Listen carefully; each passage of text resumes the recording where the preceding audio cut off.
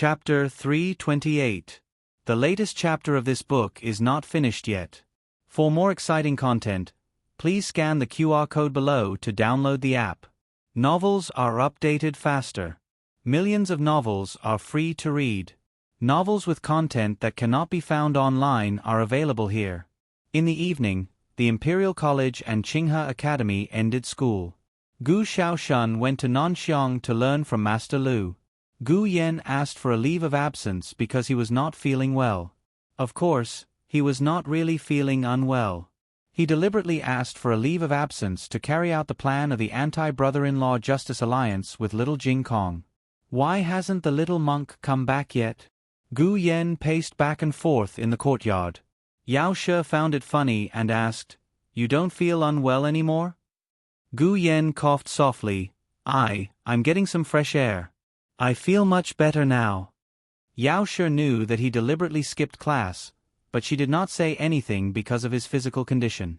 Yao She was getting older. Gu Yan did not feel hot, but she was so hot that she was sweating.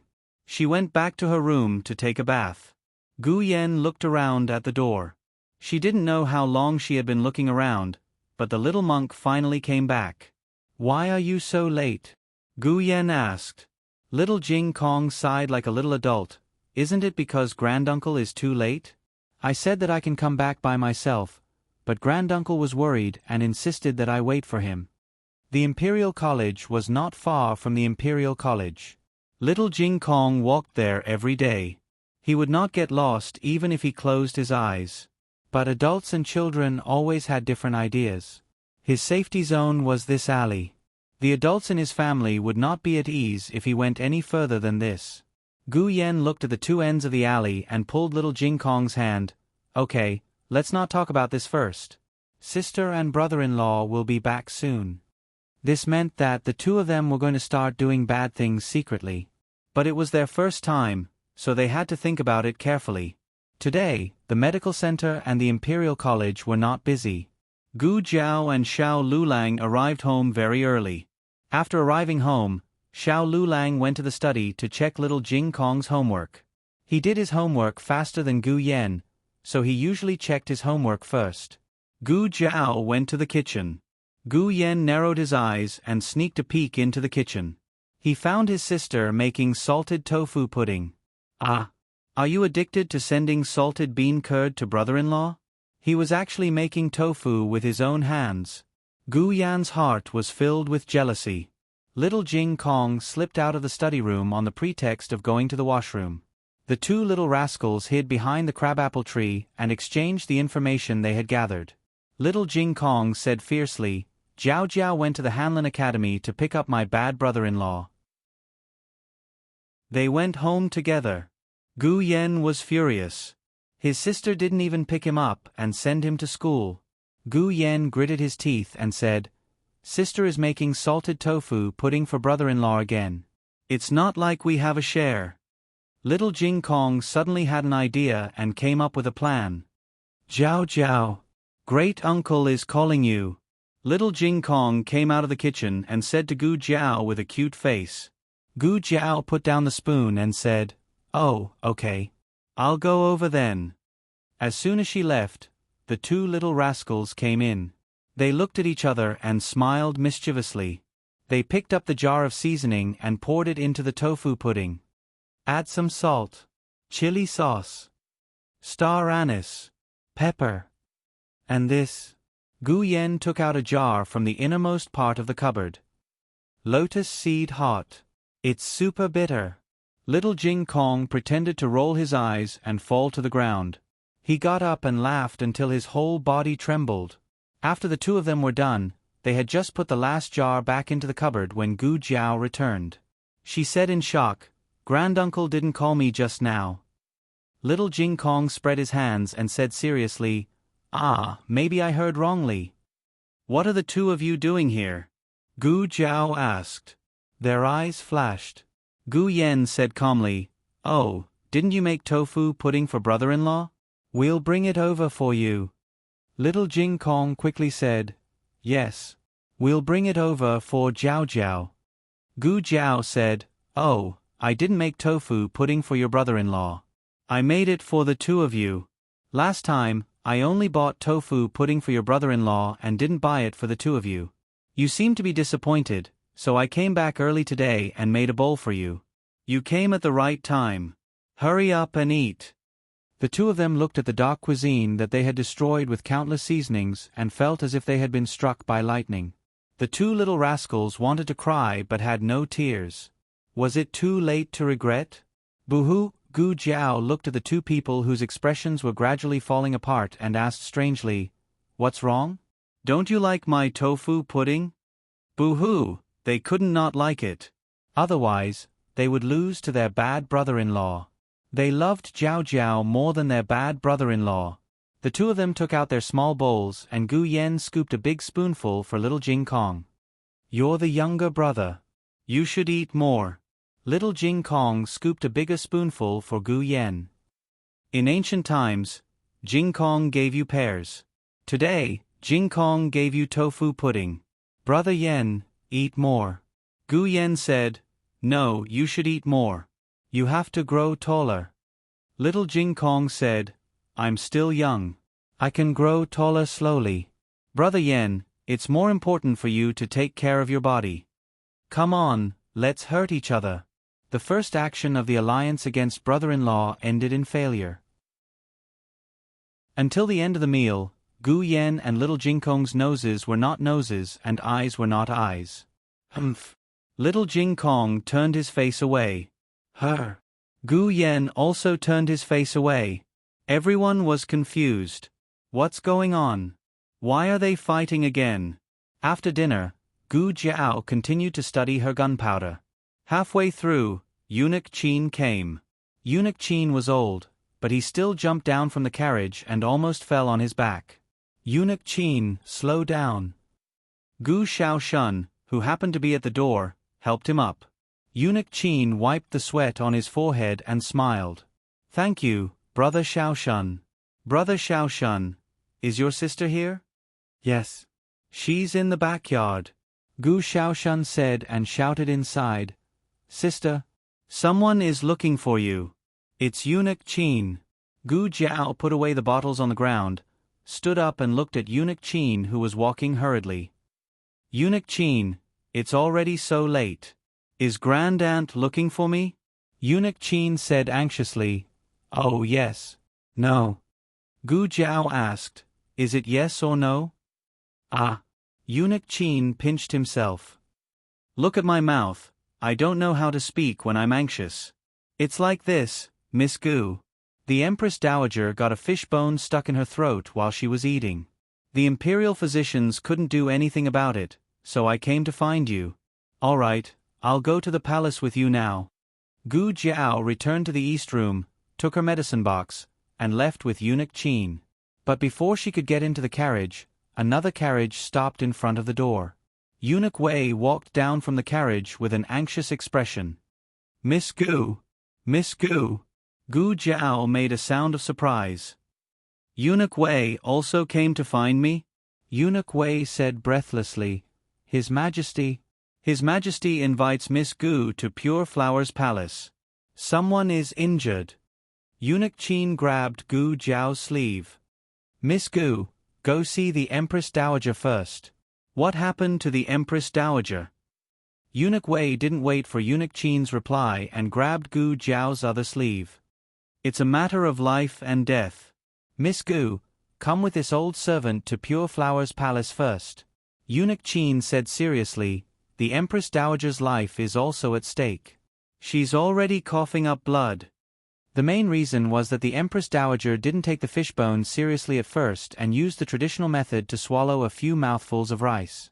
In the end, she didn't manage to swallow the fishbone and cut her throat instead. Gu Jiao said to Eunuch Wei, "It'll be quick to remove the fishbone. I'll come over once I'm done." Eunuch Wei raised his hand. But there were no buts. Gu Jiao got into Eunuch Qin's carriage. Eunuch Qin sighed in relief. The Empress Dowager didn't dote on Miss Gu for nothing. However, someone was injured? Who was injured that made His Majesty so anxious? The two of them went to Ranshou Palace. Empress Dowager Zhuang was in great pain. There was something stuck in her throat and it hurt when she swallowed. The Empress Dowager's phoenix body was a serious matter and the imperial physicians didn't dare to blindly pry open her mouth. Fortunately, Gu Jiao had come. All the imperial physicians felt as if a heavy burden had been lifted from their shoulders. Gu Jiao opened the small medicine box, took out gloves and put them on. Then, she picked out a pair of cold tweezers. I don't want to. Empress Dowager Zhuang looked at the tweezers and felt terrible. It'll be quick. It won't hurt at all. Gu Jiao coaxed. No. I don't want to. Empress Dowager Zhuang exploded and refused. Gu Jiao turned to look at everyone. Eunuch Qin, you can leave first. Empress Dowager Zhuang, you're not allowed to leave. Eunuch Qin coughed softly and left with the imperial physicians and servants. Empress Dowager Zhuang. Am I still your Empress Dowager? What happened to being frightened by the wind? Empress Dowager Zhuang covered her mouth and jumped down from the phoenix bed. Gu Jiao chased her all over the bedroom. The two of them were playing a game of cat and mouse. Eunuch Qin looked at the figure projected on the window paper and shook his head. He couldn't bear to watch this. In the end, Gu Jiao caught up to Empress Dowager Zhuang. She covered her mouth tightly. I don't want to. Gu Jiao coaxed. All right, I won't use it. Can I just take a look? Empress Dowager Zhuang said. Then give it to me. Gu Jiao obediently gave her the tweezers. Open your mouth and let me see if I can use medicine. Empress Dowager Zhuang gaped. A silver light flashed, and with a whoosh, Gu Jiao used another pair of tweezers to remove the fishbone from her body. Empress Dowager Zhuang, Gu Jiao said, all right, it's fine. However, your throat is broken and you need to rest for a while. Don't use your throat too much and eat a light diet. As she spoke, she said to the door, Eunuch Qin, come in. Eunuch Qin happily walked into the bedroom. Empress Dowager Zhuang coldly glared at a certain person. Eunuch Qin shrunk his neck and hid behind Gu Jiao. On the other side, Eunuch Wei returned to Pure Flower's palace alone. He was the only one with the emperor, so he couldn't help but become angry. What happened? Where's the little divine doctor? Didn't we tell you to invite her here no matter what? Eunuch Wei said embarrassedly. This servant went to invite her, but, the little divine doctor, the emperor coldly said, if you have something to say, then say it. Don't stutter. Eunuch Wei steeled his heart and said, the Empress Dowager is also sick. The little divine doctor was called away by Eunuch Qin. The emperor laughed mockingly. He slammed his fist on the table and sneered, didn't she recover from her cold long ago? When we went to give her the protective talisman, she was still hale and hearty. How did she become sick so quickly that she needed to call a doctor? Are there no imperial physicians in the palace? Eunuch Wei thought for a moment. I heard it was an accident. A fishbone got stuck. The emperor's smile became even more mocking. Last time, she was so sick that she couldn't bear to tell the little divine doctor. Now, she called the little divine doctor to the palace for a mere fishbone. Do you think she did it on purpose? Does she know? Your Majesty. Eunuch Wei didn't know how to respond. The emperor clenched his fists. Fine, since she did it once, then don't blame us for returning the favor. Your Majesty. Miss Gu has arrived. The eunuch outside the door reported. The emperor gave Eunuch Wei a look. Eunuch Wei understood and personally went to Pure Flower's palace to welcome Gu Jiao in. Gu Jiao only knew that someone in Pure Flower's palace was injured, but she didn't know who it was. It wasn't until she entered the side hall of Pure Flower's palace that she realized that the person who needed her treatment was Grand Concubine Jing. Gu Jiao didn't ask why Grand Concubine Jing, who was supposed to be staying in the nunnery, had appeared in the emperor's sleeping quarters. Moreover, it seemed that Ranshou Palace didn't know about this. Otherwise, Eunuch Qin wouldn't have grumbled all the way here. Gu Jiao looked at the unconscious Grand Concubine Jing. Oh, husband only said not to go to the nunnery in the future. He didn't say that she couldn't go to Pure Flower's palace. To round it off, he was allowed to make a house call today. Gu Jiao placed the medicine box on the table and began to examine Grand Concubine Jing's injuries. What's wrong with her? Gu Jiao asked. The emperor looked at Grand Concubine Jing and said with heartache, Mother fell. She went to pick some fruit for us and accidentally rolled down the stairs. There was a small orchard behind the nunnery. It was filled with seasonal fruits. Grand Concubine Jing would pick some of the fruits and have them sent to the emperor's palace every season. The emperor took the initiative to talk about the reason Grand Concubine Jing had entered the palace. We went to visit Mother today and heard this bad news as soon as we returned. We couldn't feel at ease, so we ordered people to bring Mother back to the palace to recuperate. Her injuries aren't serious, Gu Jiao said. The emperor's gaze deepened. But we're worried that something else might happen to her. It wasn't easy to guess. Was he saying that Grand Concubine Jing was prone to accidents due to her old age, or that there was someone secretly plotting against her and creating accidents for her? Gu Jiao didn't ask, either. Grand Concubine Jing's right elbow, left palm, and right thigh and knee had various degrees of abrasions. There was also a slight fever, so the diagnosis was that she had caught a cold recently. Gu Jiao wrote a prescription and had Eunuch Wei go get the medicine. Brew one medicine a day, once in the morning and once in the evening, and take it after meals. As for her injuries, just apply some of the medicine from the Imperial Physician Bureau. It doesn't matter if you don't apply it. Gu Jiao was about to pack up and leave when the emperor suddenly smiled bitterly. We thought we were keeping it a secret. In the end, he had overestimated his own strength and underestimated the spy from Ranshou Palace. Gu Jiao paused. The Empress Dowager doesn't know. Heh, the emperor sneered. Why would she feign illness at a time like this? Fortunately, Mother Jing's injuries aren't serious. What if they were? With this delay, Concubine Jing's mother might even lose her life. To think that he had been moved by her taking care of him for an entire night. But now, it seemed that it was just a tactic she used to win people over. She was still as stubborn as ever. The Empress Dowager isn't feigning illness.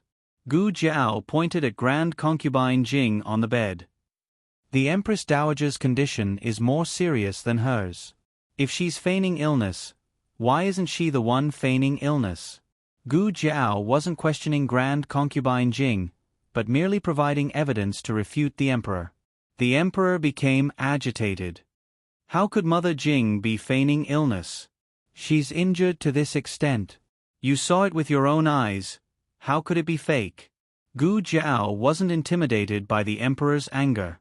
She stared at him and said stubbornly, I saw the Empress Dowager with my own eyes as well. The emperor's gaze turned even colder. The entire side chamber fell silent.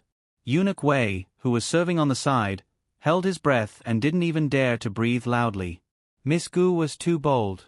Wasn't she afraid of being punished by His Majesty for speaking like this?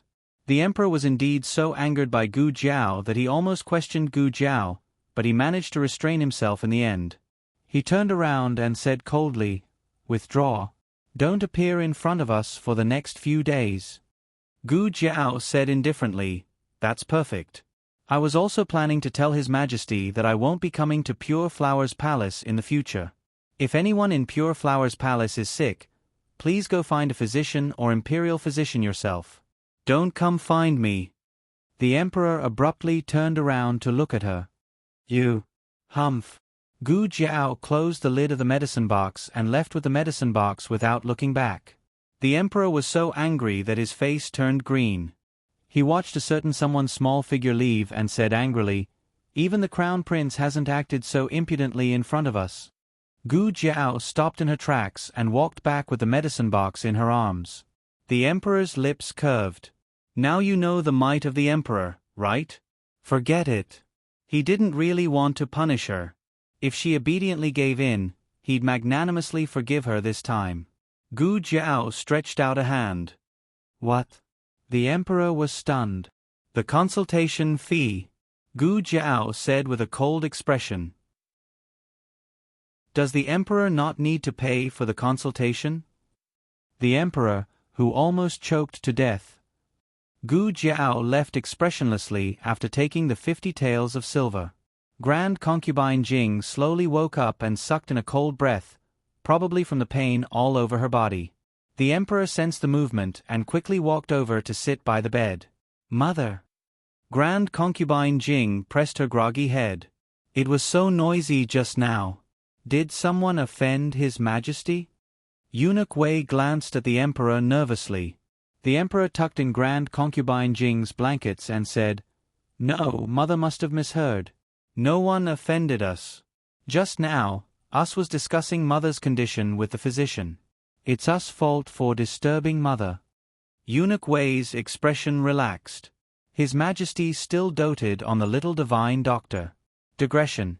Thanks to the creativity in the comment section, the nickname Little Artificial Spirit came from a cute little book friend. The latest chapter of this book isn't finished yet. For more exciting content, please scan the QR code below to download the app. Novels are updated at a faster rate.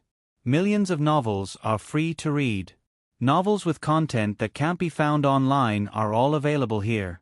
https://www.zhbqg.com/89642_8964286/1117136884. HTML Genius memorized this website's address in 1 second. www.zhbqg.com Bikuj mobile reading website. zhbqg.com.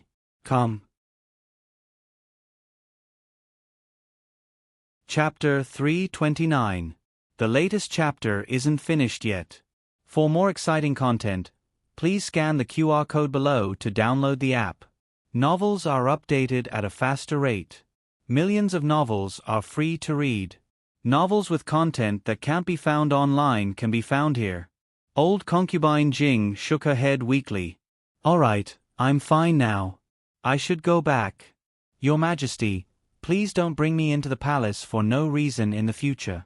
Since I've already become a monk, I will stay in the nunnery for the rest of my life to accompany the Buddha." The emperor said, "If Imperial Concubine Mother wants to worship Buddha, it doesn't matter where. We will build a nunnery for Imperial Concubine Mother in the palace. In the future, Imperial Concubine Mother can worship Buddha in the palace. This will make it easier for us to take care of Imperial Concubine Mother." Old Concubine Jing's expression changed slightly. She grabbed the emperor's hand and said seriously, "You absolutely cannot do this." The emperor patted the back of her hand. "We have already made up our mind. Before moving into the nunnery, Imperial Concubine Mother will stay in Pure Flower's palace. No one can harm Imperial Concubine Mother, not even that person from Rancho Palace." Hong, Old Concubine Jing called him by his name in her anxiety. This was actually a big taboo. In the palace, the only person who had the right to call him by his name was Empress Dowager Zhuang. The emperor naturally didn't mind this. He and Old Concubine Jing were very close. In his heart, Old Concubine Jing was no different from his birth mother. No matter what the rules were, he was still Old Concubine Jing's son. Old Concubine Jing definitely had the right to call him Hong. He held Old Concubine Jing's hand and said seriously, "We should have brought Imperial Concubine Mother back long ago. We have endured time and time again in exchange for Rancho Palace getting worse. Now, Rancho Palace is brazenly framing Imperial Concubine Mother. Since Imperial Concubine Mother is no longer safe outside the palace, we might as well move in openly. We will protect Imperial Concubine Mother even if we have to risk our lives." At morning court the next day, the emperor announced 2 important matters. One was the marriage between Zhuang Yuhang and Gu Jinyu, the daughter of the Marquis of Ding An's household. The other was that Imperial Concubine Jing would be brought back to the palace and renovated a nunnery for her alone. Gu Jinyu clearly wasn't a match for Zhuang Yuhang, and Grand Concubine Jing's return to the palace was clearly against the rules of etiquette. The court instantly exploded. Grand Tutor Zhuang was very angry. He really did not expect His Majesty to appoint a marriage between Zhuang Yuhang and Gu Jinyu. Even if he used his heels, he could guess that it was that old fellow, Gu Chao, who had gone to the emperor to ask for grace. Gu Chao is really shameless. He actually dared to report this matter to the emperor. Grand Tutor Zhuang was flustered. From the Marquis's point of view, shouldn't it be Grand Tutor Zhuang who should be ashamed? The one who did the wrong thing was Prince N, not Gu Jinyu. Gu Jinyu was just a victim. The old Marquis was stubborn and pedantic in certain respects, but in such matters he was more open-minded and penetrating than most people. If it was someone else, and their young lady's reputation was ruined and she could no longer get married, they would only wish that the other party would accept their young lady, even if it was to be a concubine. However, the old Marquis refused. As long as he didn't do anything wrong, he wouldn't be afraid. The victim should seek justice, and the perpetrator should pay the price. Grand Tutor Zhuang stepped out of the ranks and said seriously, "Reporting to Your Majesty, this matter is absolutely inappropriate. Your Majesty, please take back the decree." The emperor sat on the dragon throne and said with a dignified gaze, "What is Grand Tutor Zhuang saying is inappropriate? Is it inappropriate to appoint a marriage for your grandson, or is it inappropriate to renovate the nunnery for concubine Jing in the palace?" Grand Tutor Zhuang glanced at where Empress Dowager Zhuang was listening to the state affairs from behind the curtain. He gathered his courage and said, "May I ask if Your Majesty has something to discuss with the Empress Dowager?" The emperor smiled faintly and said mockingly, "Zhen even has to report to the Empress Dowager about such trivial matters as appointing a marriage and renovating a nunnery. Zhen actually doesn't know when the country of Great Zhao changed its surname to Zhuang?" Grand Tutor Zhuang's expression changed, and he knelt down with the ceremonial tablet. "This official definitely does not have such intentions. Your Majesty, please understand." The officials all had different expressions. Even though this was the truth and half of Zhao country was in the hands of Empress Dowager Zhuang, everyone was well aware of this and would not truly expose the truth. The emperor had completely pulled down the last fig leaf of the imperial family. What did he want to do? Completely fall out with Empress Dowager Zhuang? The civil and military officials stood in the solemn throne room. Suddenly, they had a feeling that a storm was coming. The emperor smiled very casually and looked at Empress Dowager Zhuang, who was sitting slightly above him. His gaze passed through the beaded curtain and fell on the figure of the Empress Dowager. "So, without discussing it with Imperial Mother, I don't even have the right to appoint a marriage and renovate a nunnery. Does Imperial Mother also think this way?" Empress Dowager Zhuang ignored him and just sat there calmly. The emperor laughed, but it wasn't that she had to answer. The emperor turned to look at Grand Tutor Zhuang, who was kneeling in the hall, and his smile gradually froze. Grand Tutor Zhuang knows why Zhan would appoint a marriage between Zhuang Yuhing and Miss Gu. Or does Grand Tutor Zhuang not mind if Zhan announces the marriage to the public?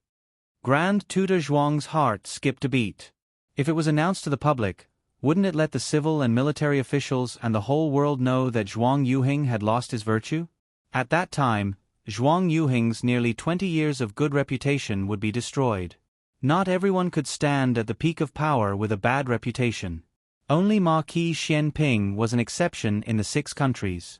Zhuang Yuhing still cared about his reputation, or rather, the Zhuang family cared about their reputation.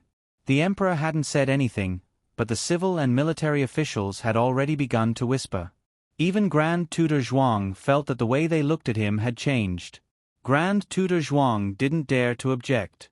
He kowtowed and said in pain and humiliation, "Thank you, Your Majesty, for your grace." After the court was dismissed, Grand Tutor Zhuang stopped Empress Dowager Zhuang's carriage.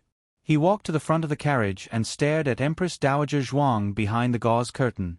Why didn't Empress Dowager stop His Majesty? Is Empress Dowager going to watch hang or marry Gu Jinyu, that woman with a bad reputation? In comparison, Grand Tutor Zhuang didn't have to worry about whether old concubine Jing would return to the palace. She was just an old concubine without power and influence. The situation was set, and she couldn't be made another Empress Dowager. Empress Dowager Zhuang didn't say anything. Grand Tutor Zhuang's expression was uncertain. Eunuch Qin bowed slightly to Grand Tutor Zhuang. "Let's go." Empress Dowager Zhuang's carriage left. When they returned to Rancho Palace, the carriage landed steadily. Eunuch Qin stretched out his arm. Empress Dowager Zhuang held his arm and walked down the carriage. He helped Empress Dowager Zhuang walk to her bedroom. As they walked, he said, "Is Empress Dowager giving the Zhuang family a warning? I remember that Empress Dowager once said to Grand Tutor that the world belongs to the Qin family, and the country belongs to the Qin family. Today's events have finally allowed Grand Tutor Zhuang to personally experience this." Humph. Empress Dowager Zhuang snorted coldly. Eunuch Qin was stunned. He was familiar with Empress Dowager Zhuang's tone. She was clearly mocking him. He widened his eyes. "Isn't it? Then why didn't you say anything?" Empress Dowager Zhuang said seriously, "Jiao Jiao told me not to use my voice." Eunuch Qin was speechless. That's it. That's it. The marriage between Gu Jinyu and Prince N quickly spread. In less than a day, everyone knew that she was going to marry Prince N. Is she going to be a concubine?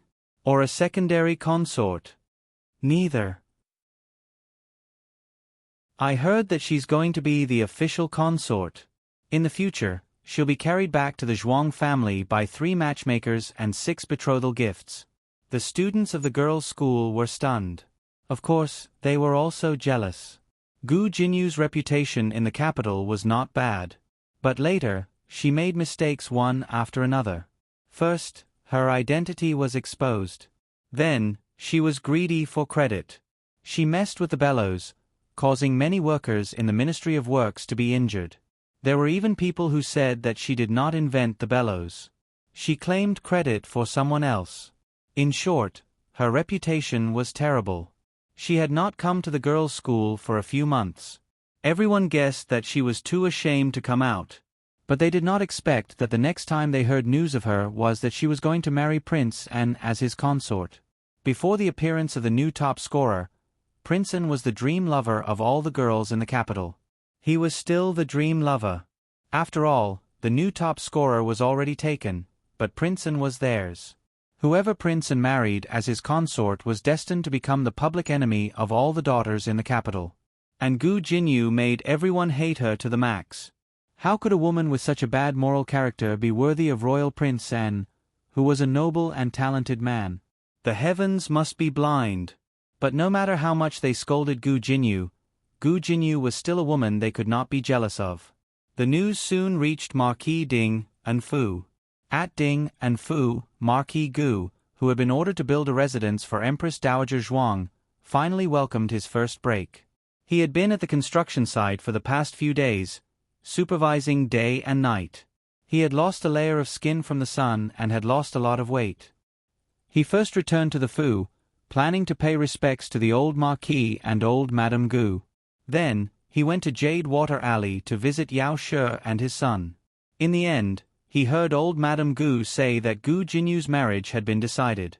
The other party was Prince and old Madame Gu, had told him that the old Marquis was not in the Fu. Marquis Gu's first reaction was shock. After all, whether it was from the perspective of a well-matched family or from the perspective of a battle between factions, the two families were not very compatible. His second reaction was pleasant surprise. Because whether it was appearance, character, or family background, there were not many in the capital who were more outstanding than Prince N. If his daughter could really marry him, then it would be a perfect marriage. As for the battle between factions, who could say for sure what would happen in the future? Perhaps after Prince N inherited the Zhuang family, he would be willing to join the emperor's camp for his daughter's sake? His Jinyu was so gentle and virtuous.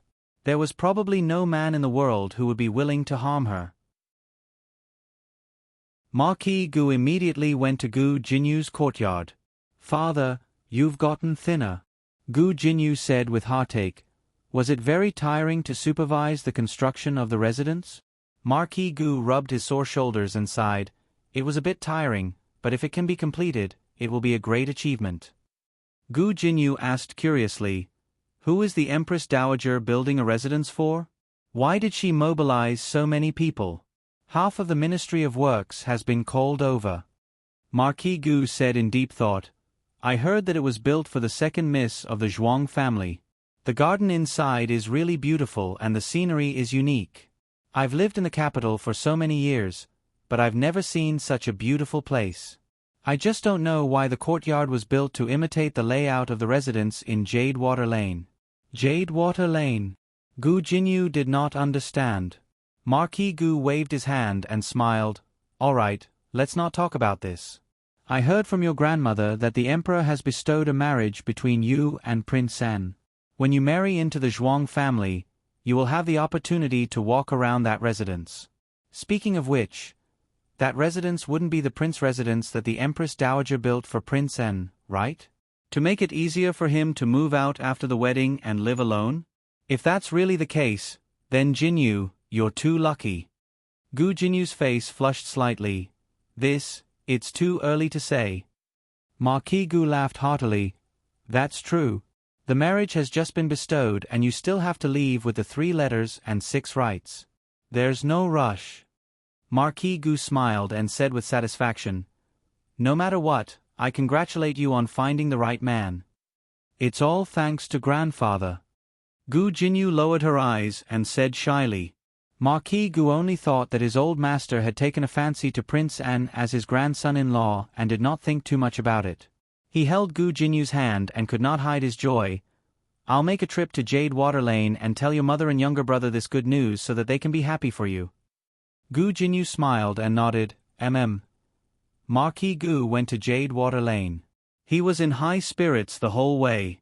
From today onwards, he was the prince's father-in-law. Just thinking about it made him feel so glorious.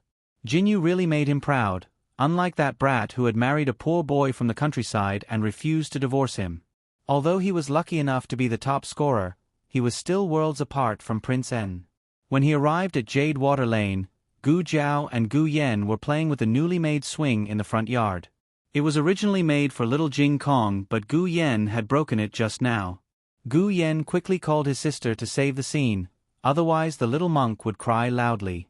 The siblings had a tacit understanding and the scene was rather heartwarming.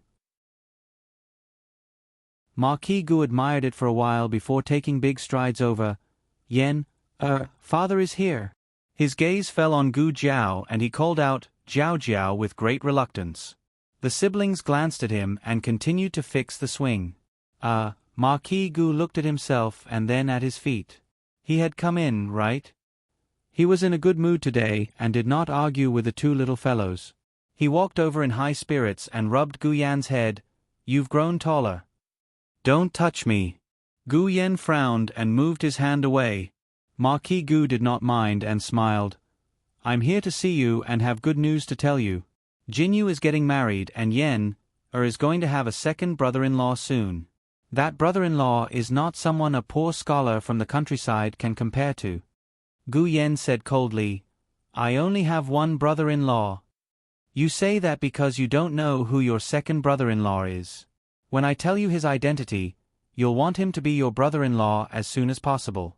Marquis Gu paused, took a deep breath, and said with pride, He is Commandery Prince San. How is it? Are you surprised? Are you surprised? Marquis Gu raised his head and laughed loudly.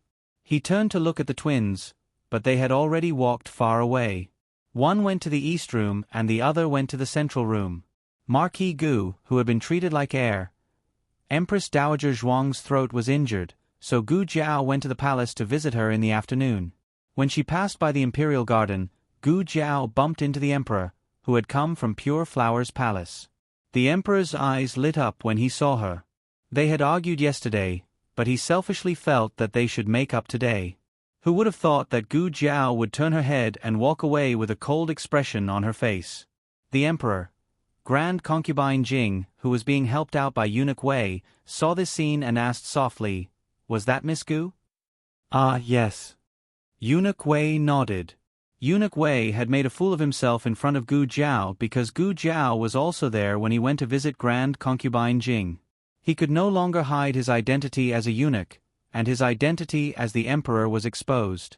In any case, Grand Concubine Jing had seen Gu Jiao before, so it wasn't strange for her to recognize her. Grand Concubine Jing thought of something and asked, Was the physician who came to the palace to treat me last night Miss Gu? Ah, yes. Eunuch Wei nodded with an embarrassed smile. Grand concubine Jing lowered her eyes and thought for a moment before smiling.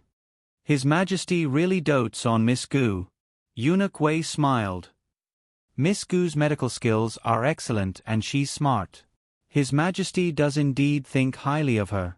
He used the word, think highly of her, implying that there was no romantic relationship between men and women. At this time, the Emperor walked over dejectedly like a defeated rooster. He adjusted his expression when he saw Grand Concubine Jing and said calmly, "I'll accompany Imperial Mother to sit in the pavilion for a while." The mother and son sat down in the pavilion, and Eunuch Wei served them tea and snacks. Grand Concubine Jing looked at the Emperor, who was frowning, and said in amusement, "The last time I saw your Majesty get the cold shoulder was when Ningen was in the palace. I remember that Ningen practiced her calligraphy for an entire afternoon and showed it off to your Majesty, but your Majesty mocked her for being ugly. Ningen ran to my place and ignored your Majesty for several days." That was when the Emperor had just ascended the throne. Grand Concubine Jing had moved to the nunnery. Princess Ning and was still in the main harem. There weren't many people who dared to give the Emperor such a hard time. Grand Concubine Jing pointed at the left side of her face. "Your Majesty, do you remember that Ning and was naughty when she was young? She climbed a tree to pick peaches and ended up falling down. The left side of her face was broken and left behind a small scar. The scar has faded by the time she grew up, but girls like to look pretty, so she always put a flower on it. It's red and looks like a begonia. The birthmark on Miss Gu's left face is similar to Ning An's flower. I think of Ning An every time I see her." The Emperor was stunned. The Emperor hadn't thought of Ning An when he saw Gu Jiao, but after Grand Concubine Jing's words, he felt that there were some similarities between the two. Could it be that he liked the little miracle doctor so much because he thought of her as Ning An's substitute? The latest chapter of this book isn't finished yet. For more exciting content, please scan the QR code below to download the app. Novels are updated at a faster rate. Millions of novels are free to read. Novels with content that can't be found online are all available here. https://www.zhbqg.com/89642_826/111687993. HTML Genius memorized this website's address in 1 second. www.zhbqg.com Biku Pavilion's mobile reading website. zhbqg.com.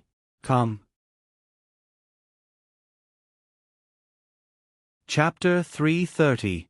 The latest chapter of this book is not finished yet. For more wonderful content, please scan the QR code below to download the app. The novel is more complete and updated faster. Millions of novels are free to read. There are novels with connotations that can't be found on the internet here. Gu Jiao entered Ranshou Palace by showing her face. All the masters and servants of Ranshou Palace knew her and knew that she was Empress Dowager Zhuang's favorite, so no one dared to stop her. Although Empress Dowager Zhuang ordered that she would not see anyone this afternoon, noble consort Zhuang was not so lucky. As soon as she arrived at the gate of Ranshou Palace, she was stopped by the guards. Noble consort Zhuang said, "Go and pass the message. I have something urgent to see Empress Dowager Zhuang." The guard replied, "Sorry, Empress Dowager Zhuang ordered that she would not see anyone." Noble consort Zhuang frowned, "But I saw someone go in just now." That was Miss Gu. She went to treat Empress Dowager Zhuang. The guard finally knew not to make Gu Jiao hate him. Noble consort Zhuang was relieved when she heard that it was for treatment. But the next moment, she asked worriedly, "Is Empress Dowager Zhuang sick?"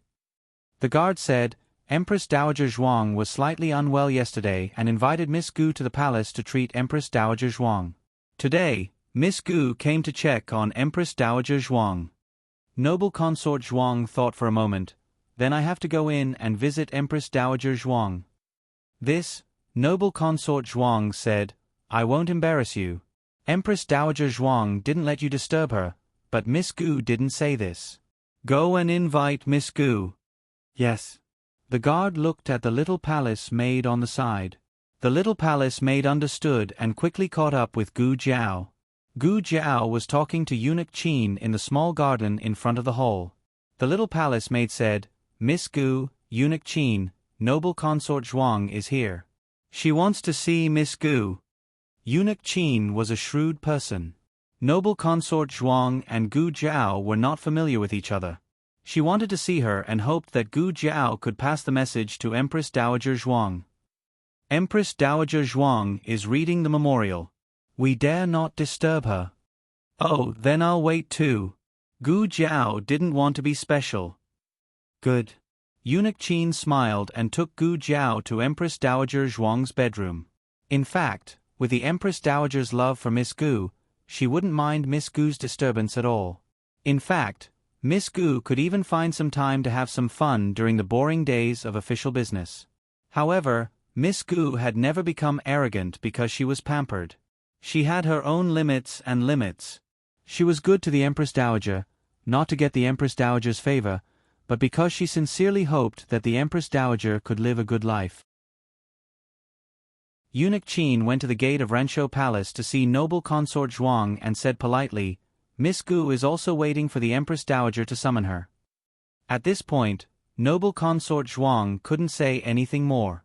Fortunately, there weren't many memorials today, so Empress Dowager Zhuang left the study soon.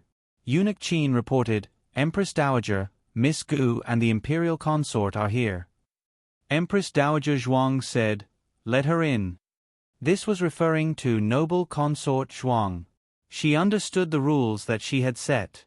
Zhao Jiao could enter, but outsiders could not. Yes. Eunuch Qin led noble consort Zhuang into the Empress Dowager's bedroom. Gu Jiao had just finished examining Empress Dowager Zhuang. Her throat had recovered well, but she seemed to have a little heat stroke because of the hot weather. Gu Jiao took ginger slices and sesame oil to scrape her arm.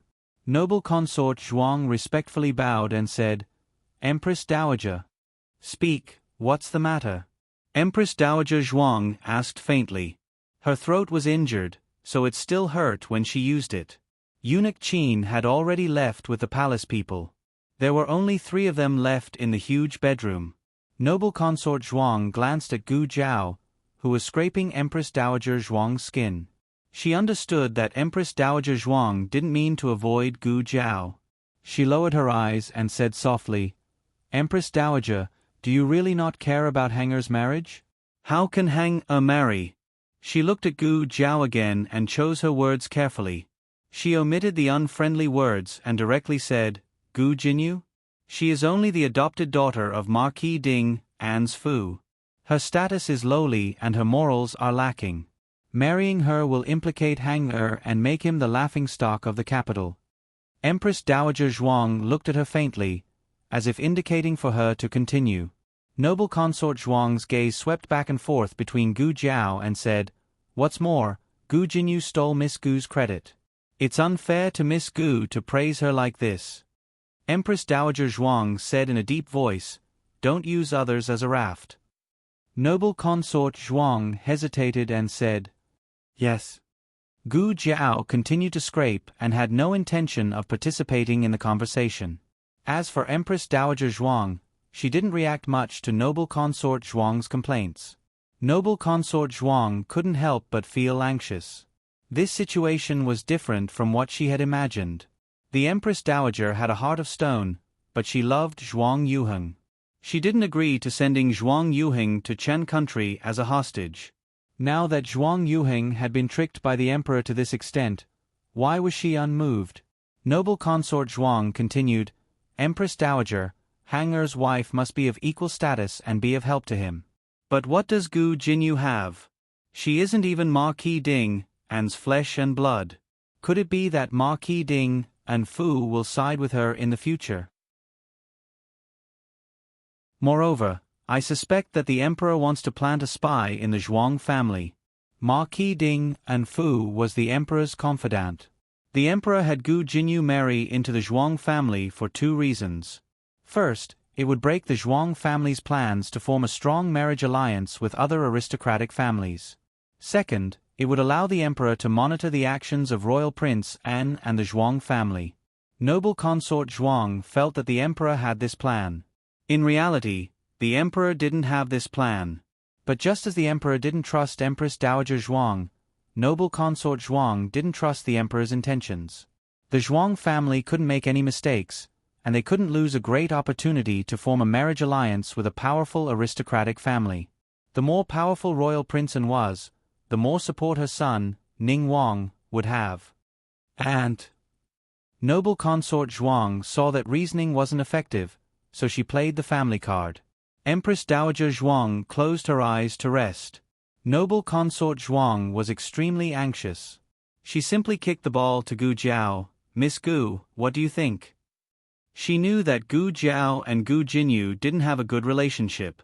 She believed that Gu Jiao wouldn't speak up for Gu Jinyu, nor would she care about the battle between the Zhuang family and Marquis Ding and Fu.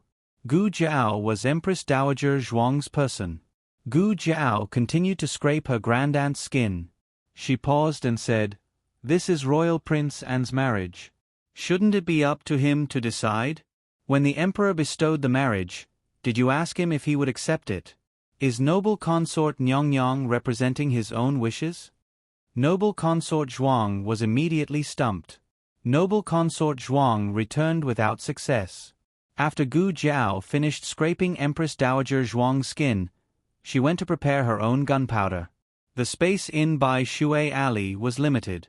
She didn't dare to move too freely for fear of blowing up the residence. Ran Shou Palace had enough empty space. It was fine even if it blew up. Eunuch Qin entered the room to serve Empress Dowager Zhuang. Her complexion was much better and her chest was no longer stuffy. Eunuch Qin offered up freshly cut fruits and said, "Is the Empress Dowager truly ignoring Royal Prince An's marriage?" Empress Dowager Zhuang seemed to mock and ridicule. The emperor acted first and then reported later. "He gave Aijia such a large army. How can Aijia handle Aijia? Is this country really surnamed Zhuang? Aijia's hands have been stained with blood over the years. Everyone thinks that Aijia's power came easily. Who has seen Aijia treading on thin ice?" Eunuch Qin deeply agreed. Outsiders only saw the Empress Dowager calling the wind and summoning the rain. They didn't see the blood dripping from the Empress Dowager's back. Empress Dowager Zhuang lightly said, "If Zhuang Yuheng wanted to cancel the marriage, he would have come to ask Aijia himself. If he didn't say anything, it means that he has accepted." Just as she finished speaking, a loud boom came from the small lawn in the side hall. The entire Ran Shou Palace seemed to tremble. The two people's expressions changed. Eunuch Qin hurriedly took small steps and ran out. Miss Gu, are you all right?" A large part of the lawn was blasted bare. Gu Jiao was nowhere to be seen. Eunuch Qin was frightened. "Miss Gu." "I am here." A weak voice came from the top of Eunuch Qin's head. Eunuch Qin looked up and saw Gu Jiao's small black face and messy hair from the explosion. Her small arms and legs were drooping, like a small doll hanging soullessly from the high eaves. Gu Jiao opened her small mouth and spat out a mouthful of black smoke. Eunuch Qin was speechless. Gu Jiao was confused by the explosion. After being rescued by the palace's experts, she climbed onto her gray Tance Phoenix bed and slept for the whole afternoon. When she woke up, it was close to evening. Her great-aunt asked her to stay at Ran Shou Palace for dinner. She thought for a moment and said, "Great-aunt, I'll make you some dates." It was mainly because she felt bad for blowing up her great-aunt's lawn today. No matter what, she had to make up for it. Dates were made with feta cheese, sun-dried red dates, and almonds. The red dates were naturally sweet and didn't need any extra sugar. The milk was fragrant, delicious, and nutritious. Red dates and almonds weren't hard to find, but the feta cheese had to be fetched from the imperial kitchen. While the chef of Ran Shou Palace went to fetch the feta cheese from the imperial kitchen, Gu Jiao went to the imperial garden. She planned to pick some fresh flower petals and dry them to make tea. Not long after she started picking flowers in the imperial garden, several unfamiliar palace maids came over. They also picked some fresh flowers with baskets in their hands. Gu Jiao put the basket full of flowers on the stone table, then went to pick another basket full. There seemed to be a lot of flower petals, but there wasn't much left once they were dried. Gu Jiao returned with a full load. Coincidentally, the feta cheese had also been brought over. She handed the basket to Eunuch Qin and turned to the small kitchen to make the dates. Inside Pure Flower's palace, the palace maids were all kneeling on the ground. The emperor and grand concubine Jing were sitting on chairs. The emperor frowned at the newly selected palace maids who served grand concubine Jing and said with a displeased expression, "How are you serving grand concubine? You actually made grand concubine's jade pendant disappear." Grand concubine Jing sighed, "It's not their fault, I lost it myself. When I went to the imperial garden just now, I seemed to have heard something, but I didn't pay attention to it. It must have been then that I lost it. This servant found it, but this servant..." One of the palace maids stuttered. Grand concubine Jing said gently, "Don't be afraid. Speak properly, I won't blame you." The palace maid gathered her courage and took a step forward before kowtowing. This servant picked up a jade pendant in the imperial garden. This servant didn't know that it was grand concubine who lost it, so this servant wanted to give it to manager Auntie. This servant placed the jade pendant on the table, but when this servant went to get it after picking the flowers, the jade pendant disappeared without a trace. The emperor asked in a low voice, "Why did you place the jade pendant on the table so casually?" The palace maid said fearfully, "That jade pendant was already broken, so this servant thought that it was worthless and wasn't anything good." Broken.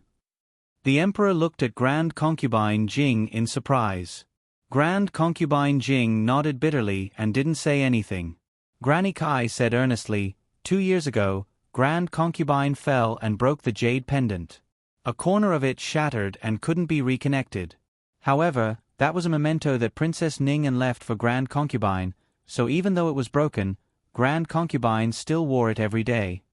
The emperor's heart ached when he heard that grand concubine Jing had fallen. He only regretted not bringing her back to the palace earlier to take care of her. "I've made mother suffer," he said guiltily. Grand concubine Jing said, "Your Majesty is too serious. It's only a fall. There are times when one's legs are inconvenient when they're old.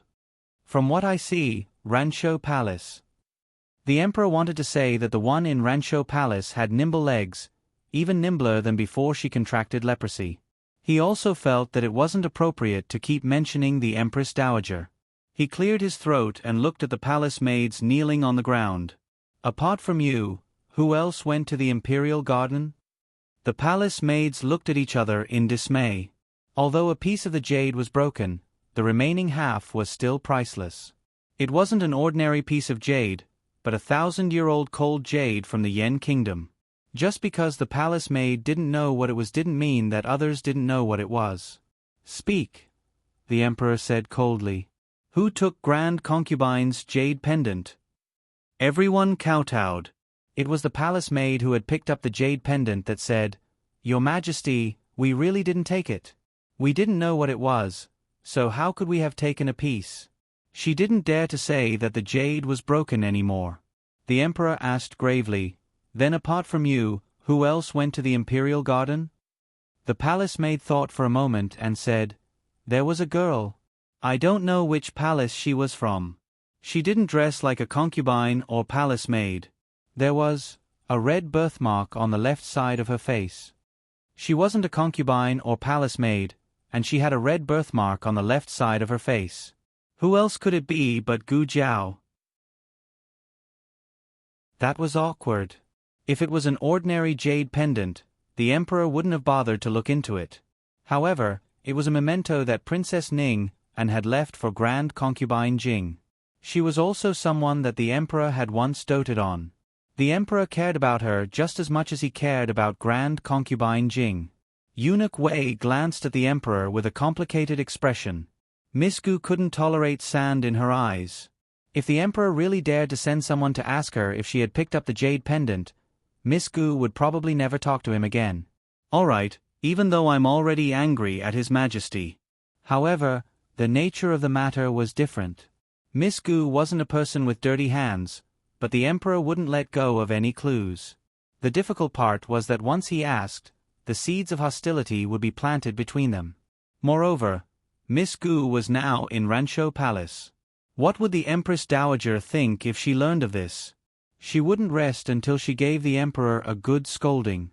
The Empress Dowager could be wronged, but Miss Gu couldn't. Eunuch Wei silently wiped away his cold sweat. It was over. It was all over. The Emperor composed himself and held Grand Concubine Jing's hand. The little divine doctor wouldn't pick up the jade pendant on the table. The Empress Dowager dotes on her and wishes to give her all the treasures in Rancho Palace. Although the Millennium Cold Jade given by Ning, and is precious, it isn't to her liking. Ning, and also gave me a Millennium Cold Jade. Since it's a memento left by Ning En, I'll have someone bring it to Mother.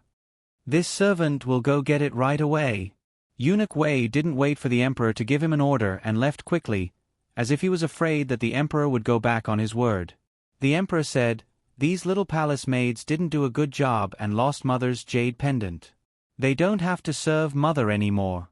I'll choose some capable palace maids for Mother." Grand Concubine Jing smiled. "I'm a vegetarian and pray to Buddha, so I don't need too many people by my side. Nurse Kai is enough." The Emperor said, "Nurse Kai is also old, so it's inevitable that she won't be able to do as she wishes. If there were a few clever palace maids by Mother's side today, they definitely wouldn't have missed Mother's jade pendant." Gu Jiao didn't know anything about Pure Flowers Palace. She went to the small kitchen to make milk dates and fresh flower cakes. There were still quite a few fresh flowers left. The little palace maid smiled. "I'll put them in a perfume pouch for Miss to use as dried flowers." "That's fine." Gu Jiao nodded. The little palace maid found a golden threaded perfume pouch for dried flowers and stuffed all the remaining petals in the basket into it. After dinner, Gu Jiao returned to Jadewater Alley. Gu Shaoshan was scratching her head in the courtyard with a strange expression. "What's wrong?" Gu Jiao walked up and asked. Gu Shaoshan said, "Marquis Gu fainted and hasn't woken up yet." As it turned out, after Gu Jiao went to visit her grand aunt, Marquis Gu didn't leave immediately. Instead, he asked his son where Yao Shi had gone. Just as he said that, he saw Yao Shi walk out of the room with a big belly. She wasn't just fat like a ball anymore. She really was carrying a ball in her stomach. There was nothing more frightening than a man coming back from a business trip to find his wife with a big belly. It wouldn't have been a big deal if that was all, but Marquis Xianping just had to walk over and say a few words to Yao Shi with a smile. Marquis Xianping was the most dissolute and unruly man in the capital. When he smiled seriously, there was a trace of roguishness and wickedness to it. Marquis Gu immediately felt like the sky was falling down. Marquis Gu had always been troubled by his own looks, but he couldn't help but admit that Marquis Xianping was better looking than him. This wastrel only needed to hook his finger, and there would be countless women throwing themselves at him. Could it be that his Yao Yao had also fallen for his trick? Otherwise, he really couldn't understand why Marquis Xianping would appear here. Anger attacked his heart, and the top of his head turned green. Marquis Gu could no longer hold himself back. His tongue stuck out, his eyes rolled back, and he fainted. Gu Jiao went to Yao Shi's room and checked Marquis Gu's pulse, saying, "He's fine." Yao Shi nodded. Although this husband was quite muddle-headed at times, he was still the father of two. No, he was now her 3 children. She didn't want them to become fatherless children. But Yao Shi looked at her belly that was constantly bulging. Was the movement of the fetus this strong at 6 months? Why did it feel like this child wanted to kick his father? Digression. At the end of the month, the tickets are cleared. Don't waste it. The newest chapter of this book is not finished yet. For more exciting content, please scan the QR code below to download the app. Novels are updated even faster. Millions of novels are free to read. Novels that can't be found online are all available here. https://www.zhhbqg.com/89642-82642-826/111661660. HTML Genius. Remember this website's address in 1 second. www ZHHBQG. Kombiku Gu mobile reading website, M. ZHHBQG. Com.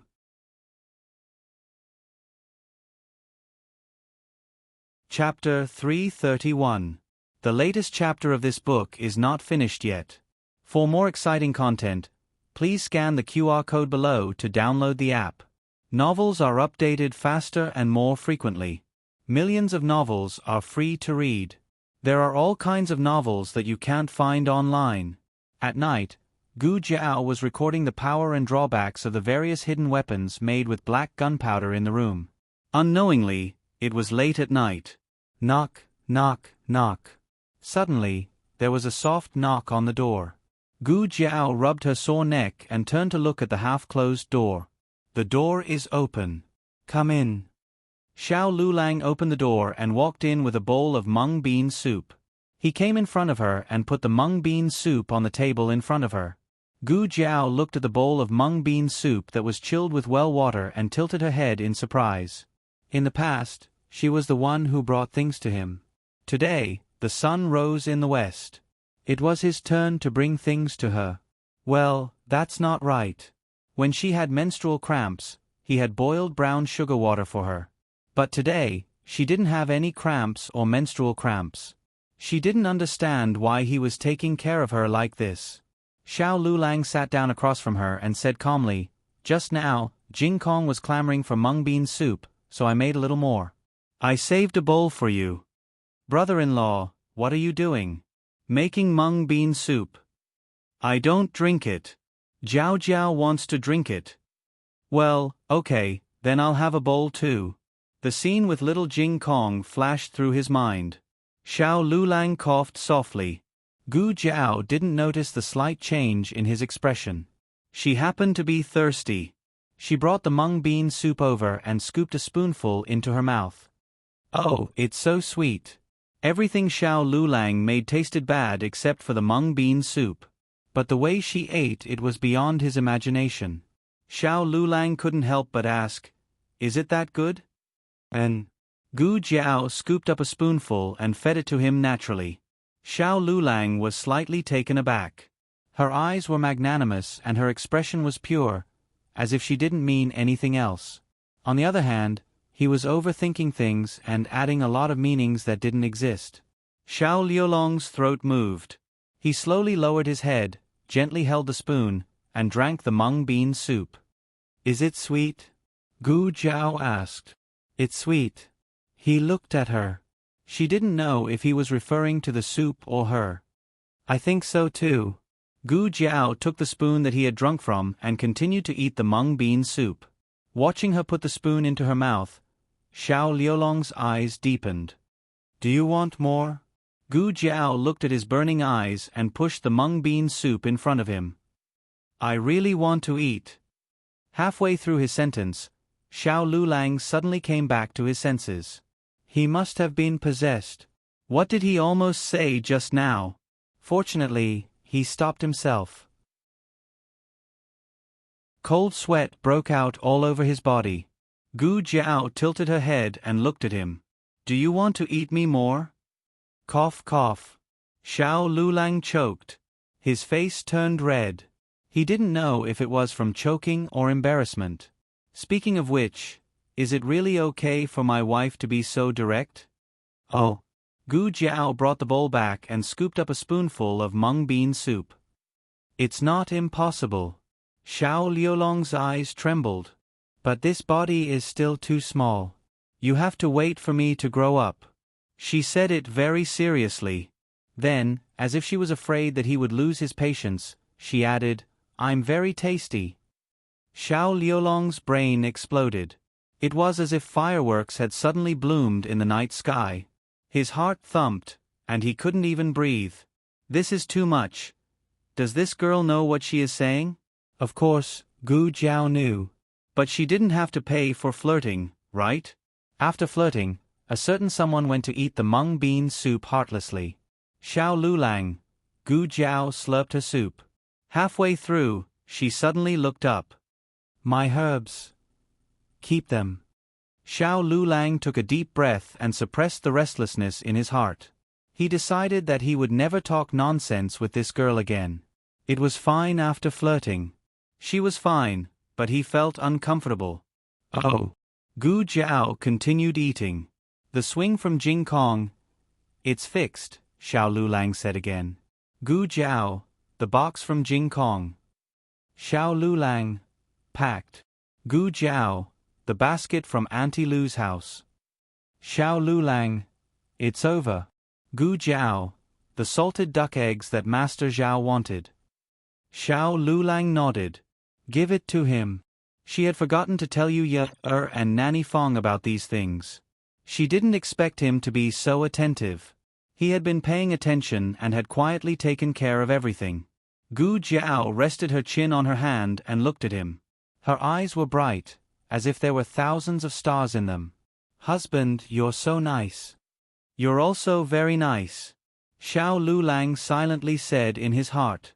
Gu Jiao continued eating her mung bean soup.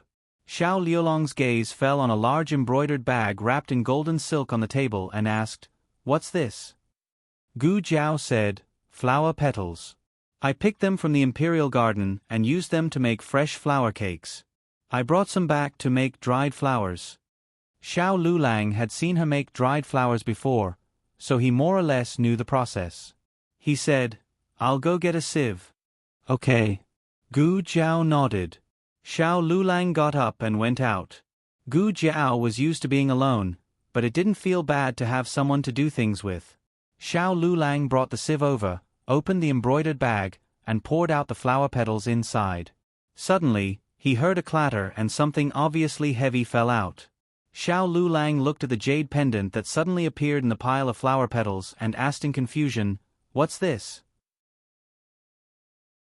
He was about to ask if this was the jade pendant that Grandaunt gave her, but when he spoke, he found that the jade pendant was incomplete. Grandaunt wouldn't give such a thing to Gu Jiao, even if it was a piece of thousand-year-old cold jade that was priceless. Gu Jiao didn't recognize thousand-year-old cold jade. She only felt that this jade pendant was very exquisite, but unfortunately, it was missing a corner. She shook her head. Grandaunt didn't say that she would give me something, so I don't know where it came from. Maybe it was accidentally put in this embroidered bag. Accidentally? A piece of thousand-year-old cold jade was accidentally put in an embroidered bag? This was not impossible. After all, Rancho Palace was rich and overbearing. Xiao Lulang paused. "Did you put these flower petals in by yourself?" "No." Gu Jiao shook her head and said, "It's Fei Chui." "Who is Fei Chui?" Xiao Lulang asked. He didn't go to Rancho Palace many times, so he wasn't familiar with it. Gu Jiao made an "oh" sound and said, "She's a little palace maid in Rancho Palace. She's quick and clever. She serves Grandaunt and is mainly responsible for taking care of Empress Dowager Zhuang's jewelry and clothes. I don't know if she accidentally put Grandaunt's things in the embroidered bag. I'll return it to her next time." "No, I'll go." Xiao Lulang touched the piece of thousand-year-old cold jade and said calmly, "Tomorrow, I'll go to the palace to give a lecture to the Crown Prince." Gu Jiao said, "Okay." The next day, Xiao Lulang went to the palace to teach mathematics to the Crown Prince. He didn't make things difficult for the Crown Prince today. When the time came, he let the Crown Prince out of school. The Crown Prince was puzzled. Why was this guy so kind? He didn't want him to stay?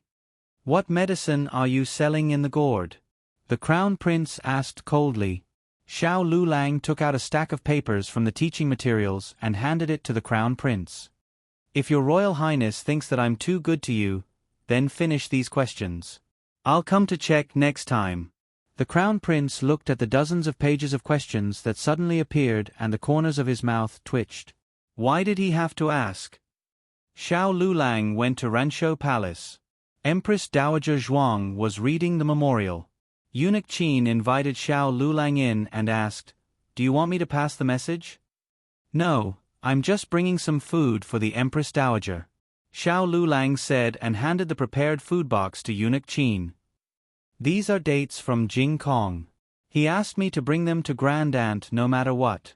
At this time, little Jing Kong, who was in class at the Imperial College, didn't know that he was being used as a tool again. Eunuch Qin took the food box with a smile. Jing Kong is very thoughtful. Xiao Lulang asked naturally, "By the way, Eunuch Qin, does Rancho Palace have the Millennium Cold Jade? Can I take a look at it?" "What's so difficult about that? Xiao Xiuzhua is not an outsider. I'll ask someone to get it." Eunuch Qin invited Xiao Lulang to sit in the pavilion and asked someone to go to Empress Dowager Zhuang's bedroom to get the jade pendant. "Xiao Lulang, please take a look." Eunuch Qin personally presented the jade pendant to Xiao Lulang. Xiao Lulang took the jade pendant and caressed the patterns and texture of the jade pendant. As expected of a top-notch jade, even on a scorching summer day, it still feels cold to the touch. "I wonder where this jade came from? Who gave it to you?" Eunuch Qin answered with a smile. "The prince consort gave it to Princess Ning, and he gave her a whole piece of jade, Princess Ning, and had someone carve the jade into 3 pieces. She gave one to the Empress Dowager, one to His Majesty, and the last one to concubine Dowager Jing." Xiao Lulang thought for a moment and asked, "Is there no 4th piece?" Eunuch Qin shook his head with a smile. "No, there's no more in the palace. I can't say for sure about the outside, but it should be difficult to find one. The Millennium Cold Jade is a rare treasure. The prince consort went through a lot of trouble to get it. If it wasn't so precious, he wouldn't have given it to Princess Ning N. Why is Xiao Xiuzhua suddenly so curious about the Millennium Cold Jade?" "Oh, I saw it in a book and became curious." Xiao Lulang returned his grandaunt's jade pendant to Eunuch Qin. "Since it was a gift from Princess Ning N, please take good care of it." Eunuch Qin took the jade pendant, wrapped it in a silk handkerchief, and put it back in the box. Of course. The Empress Dowager is reluctant to wear such a precious item on her body. She has the servants store it in a secret compartment and takes it out to wipe it every day. In fact, if it wasn't a gift from Princess Ning N, the Empress Dowager would have given it to Xiao Xiuzhua without hesitation. What Eunuch Qin didn't know was that Xiao Hang once had a piece of Millennium Cold Jade. It was given to him by his mother, Princess Xinyang. However, he was no longer Xiao Heng, so that piece of Millennium Cold Jade was no longer in his hands. At this point, it was certain that this broken jade pendant didn't belong to Rancho Palace. However, how did it get into Gu Jiao's embroidered pouch? He would have to ask the palace maid named Fei Tsue. Xiao Lulang was thinking about how to call Fei Tsue over without raising suspicion when he heard Eunuch Qin say, "Fei Tsue, come here and put the jade pendant back." "Yes." A palace maid dressed in pink walked forward and took the brocade box from Eunuch Qin with both hands. "You, pour a pot of tea," Xiao Lulang said to Fei Tsue. Fei Tsue froze for a moment. Eunuch Qin only thought that Xiao Lulang was casually ordering a palace maid around, so he didn't suspect anything. "If I tell you to go, then go." "Yes." Fei Tsue responded and turned to leave. Xiao Lulang said, "Eunuch Qin, you can go do your work. I'll sit by myself." Eunuch Qin said, "Okay, then this servant will go and tidy up the internal affairs." Not long after Eunuch Qin left, Fei Tsue came over with a pot of tea. "Lord Xiao, please have some tea." Xiao Lulang looked at her and took out the jade pendant in his hand. "Do you recognize this?" I recognize it, I recognize it." Fei Tsue carefully examined it, then said, "It's Miss Gu's jade pendant." "Her jade pendant?" Xiao Lulang frowned. Fei Tsue nodded. "That's right. Yesterday, I packed Miss Gu's unfinished flower petals. This jade pendant was lying in her basket." Xiao Lulang looked at her without blinking, making sure that she wasn't lying. This jade pendant wasn't placed in Rancho Palace by someone. Someone had placed it in Gu Jiao's basket before they entered Rancho Palace. Where could it have been placed? Was it the Imperial Garden where Gu Jiao went to pick flowers? Xiao Lulang went to the Imperial Garden, but didn't find any clues. He turned around and went to Pure Flowers Palace. "Lord Xiao, are you here to see His Majesty?" the eunuch at the door asked. No, I'm here to find Eunuch Wei, Xiao Lulang said. Please wait a moment, Lord Xiao. The eunuch went inside to report to Eunuch Wei. Eunuch Wei walked out with a horsetail whisk and said with a smile, Oh, what wind blew Xiao Xiuzhua here? His smile froze and he whispered, Is the crown prince not paying attention in class again? Xiao Lulang politely said, That's not the case. The crown prince's studies have improved, so he's always paying attention in class. Eunuch Wei let out a long sigh. That's good, that's good. I'm sure His Majesty will feel more at ease with the crown prince after hearing this. Then why is Xiao Xiuzhua here? I passed by the Imperial Garden just now and picked up a jade pendant. Xiao Lulang handed the broken jade pendant to Eunuch Wei. Eunuch Wei's eyes lit up when he saw the jade pendant. I finally found it. I knew it. There's no way Miss Gu picked it up. Why is Eunuch Wei like this? Xiao Lulang asked. Eunuch Wei sighed. Xiao Xiuzhua probably doesn't know this, but this is the jade pendant that Princess Ning gave to Imperial concubine Jing back then. Imperial concubine Jing has returned to the palace and is currently staying in Pure Flowers Palace. Yesterday, she lost her jade pendant in the Imperial Garden, and Miss Gu happened to be there at the same time. His Majesty trusted Miss Gu and didn't send anyone to interrogate her. Instead, he took out his jade pendant and gave it to Imperial concubine Jing. He smiled as he spoke. His Majesty's jade pendant was also given to him by Princess Ning and he treasures it very much. Now that Imperial concubine Jing's jade pendant has been found, this servant can go and retrieve His Majesty's jade pendant. A meaningful look flashed through Xiao Liulong's eyes. Eunuch Wei is saying that this jade pendant belongs to Imperial concubine Jing? Yes. Eunuch Wei nodded. Speak of the devil. Imperial concubine Jing left the palace for a stroll with Mama Kai's help. She was still wearing her nun's clothes and hat. Her face was haggard, as if she had just recovered from a serious illness, but her bearing was calm and kind. She immediately saw Eunuch Wei and Xiao Lulang at the door. Xiao Lulang also looked at her. Their eyes met, and the surroundings seemed to fall silent. Xiao Liulong's eyes were deep and calm, like a bottomless pool under the moonlight. Imperial concubine Jing had moved to the nunnery before Xiao Lulang was born, so this was the first time he saw her. He could confirm her identity because there was no other person in the palace dressed like her. Xiao Lulang calmly cupped his hands, then turned to leave Pure Flowers Palace. Eunuch Wei walked over with the jade pendant in hand. Esteemed Imperial concubine, your jade pendant has been found. Xiao Xiuzhua found it in the Imperial Garden. Imperial concubine Jing looked at Xiao Liulong's back. Xiao Xiuzhua? After Xiao Lulang left the palace, he first went to Hanlin Academy for half a day's duty. He didn't immediately return to Jadewater Alley, but instead went to the Directorate's Minghui Hall. All right, you can leave. The old Chancellor pardoned Zhang Sai's punishment today. Zhang Sai felt as if he had been pardoned. He looked forward to seeing Xiao Lulang as much as he despised Xiao Lulang in the past. After all, only when Xiao Lulang came would the old Chancellor have no time to punish him. Xiao Lulang entered the room, and there were guards who closed the door of Minghui Hall. Have a seat, the old Chancellor said. Xiao Lulang sat down across from the old Chancellor. There was a short table between the two, on which there were some outstanding essays written by the Directorate students. The old Chancellor put down the half-corrected essay and looked at Xiao Lulang. What happened? He never visited a temple without a reason. Xiao Lulang told him about the jade pendant, and the old Chancellor's expression turned serious. You suspect that there's something wrong with Imperial concubine Jing? As expected of a master and disciple, there was an indescribable tacit understanding between them. Xiao Lulang didn't mention anything about his suspicions toward Imperial concubine Jing. He only told the old Chancellor everything that had happened. But who was the old Chancellor? He was a 10,000-year-old green tea and a white lotus, so there was no need to pretend to be pure in front of his disciple.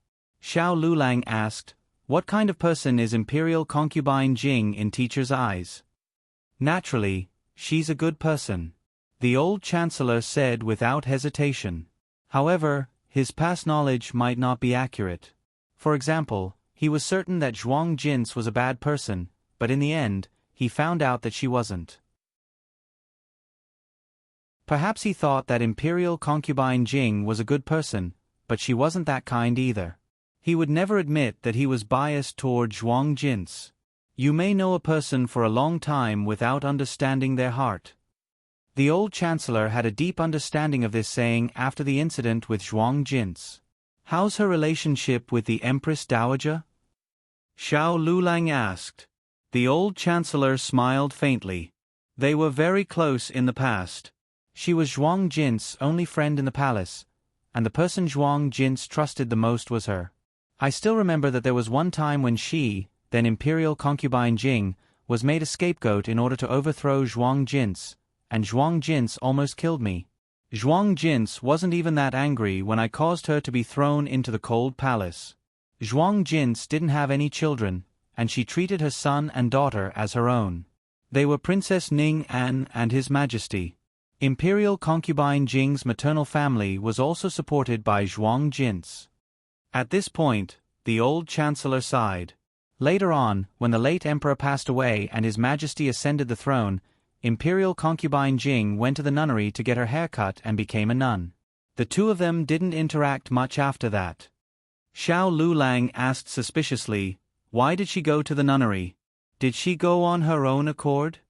The old chancellor shook his head. "No, it was Zhuang Jin's imperial decree." Xiao Lulang pondered and said, "His Majesty definitely didn't agree." The old chancellor nodded. "You guessed it right. His Majesty didn't agree, but Zhuang Jin's covered the sky with one hand. His Majesty only managed to tie with Zhuang Jin's after painstakingly working for so many years. His Majesty, who had just ascended the throne, wasn't Zhuang Jin's opponent at all. The relationship between His Majesty and Zhuang Jin's broke down because of this matter." Digression. A new month has arrived. Let's throw in all the monthly votes and recommendation tickets. The author is working very hard to save up the manuscript and counting down to the next chapter. The latest chapter of this book isn't finished yet. For more exciting content, please scan the QR code below to download the app. Novels are updated at a faster rate. Millions of novels are free to read. Novels with connotations that can't be found on the internet are all available here. https://www.zhbqg.com/89642_8964286/111634736. HTML Genius memorized this site's address in a second. www.zhbqg.com Biku Pavilion's mobile reading website, zhbqg.com.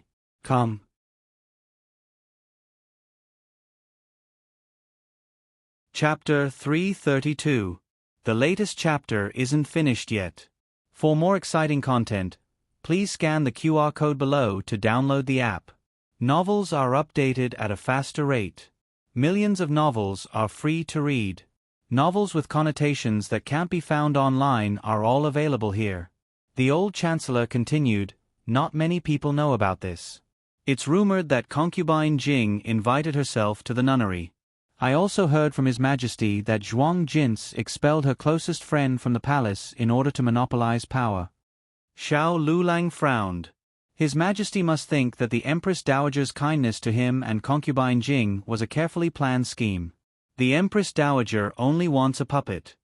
The old chancellor agreed. Yes, His Majesty does have this idea. In fact, it's not just His Majesty who thinks so. Even the Empress Dowager's maternal family, the Zhuang family, thinks that the Empress Dowager has been acting for so many years. Everyone in the world felt injustice for concubine Jing and the emperor. No one cared about Zhuang Jin's gradually disheartened heart. No one asked if there was a secret behind Zhuang Jin's betrayal of her close friend. Whoever was weak was right. Zhuang Jin's strength was destined to make people fear her, hate her, fear her, and wish they could destroy her. No one would cherish her. All the bad things would be easily blamed on her. Who told her to ignore the rules? Who told her to monopolize the imperial power? Dusk was setting in the west. The evening light fell on the cornice of the Rancho Palace, creating a dazzling golden light. Empress Dowager Zhuang had finished dealing with nearly half of the government affairs, and her entire body was filled with silent exhaustion. The days in the palace weren't as leisurely as outsiders thought. There were mountains of memorials, endless political affairs, and endless disputes. Everything ruthlessly destroyed one's will. Empress Dowager. Eunuch Qin slowly walked in and tenderly offered her a cup of flower tea. Rest for a while and eat first. It's the same to look at these memorials tomorrow. There will be memorials tomorrow. Empress Dowager Zhuang perked up and picked up another one. I'm not hungry. Eunuch Qin said earnestly, even if you're not hungry, you should eat something. If you tire yourself out, Miss Gu will be distressed. Empress Dowager Zhuang got angry at the mention of this. She coldly glared at him. Don't go to her for small things in the future. Don't think that I don't dare to chop off your head. I have 4 trusted eunuchs by my side. Don't forget how the first 3 died. They were all beheaded by you. Eunuch Qin touched the neck on his shoulder and said resentfully, Yes, I won't do it again. Your Majesty, Your Majesty. The little palace maid Fei Tsue rushed in excitedly. Empress Dowager Zhuang was annoyed. Anyone who provoked her had to die. Empress Dowager Zhuang was not a good person.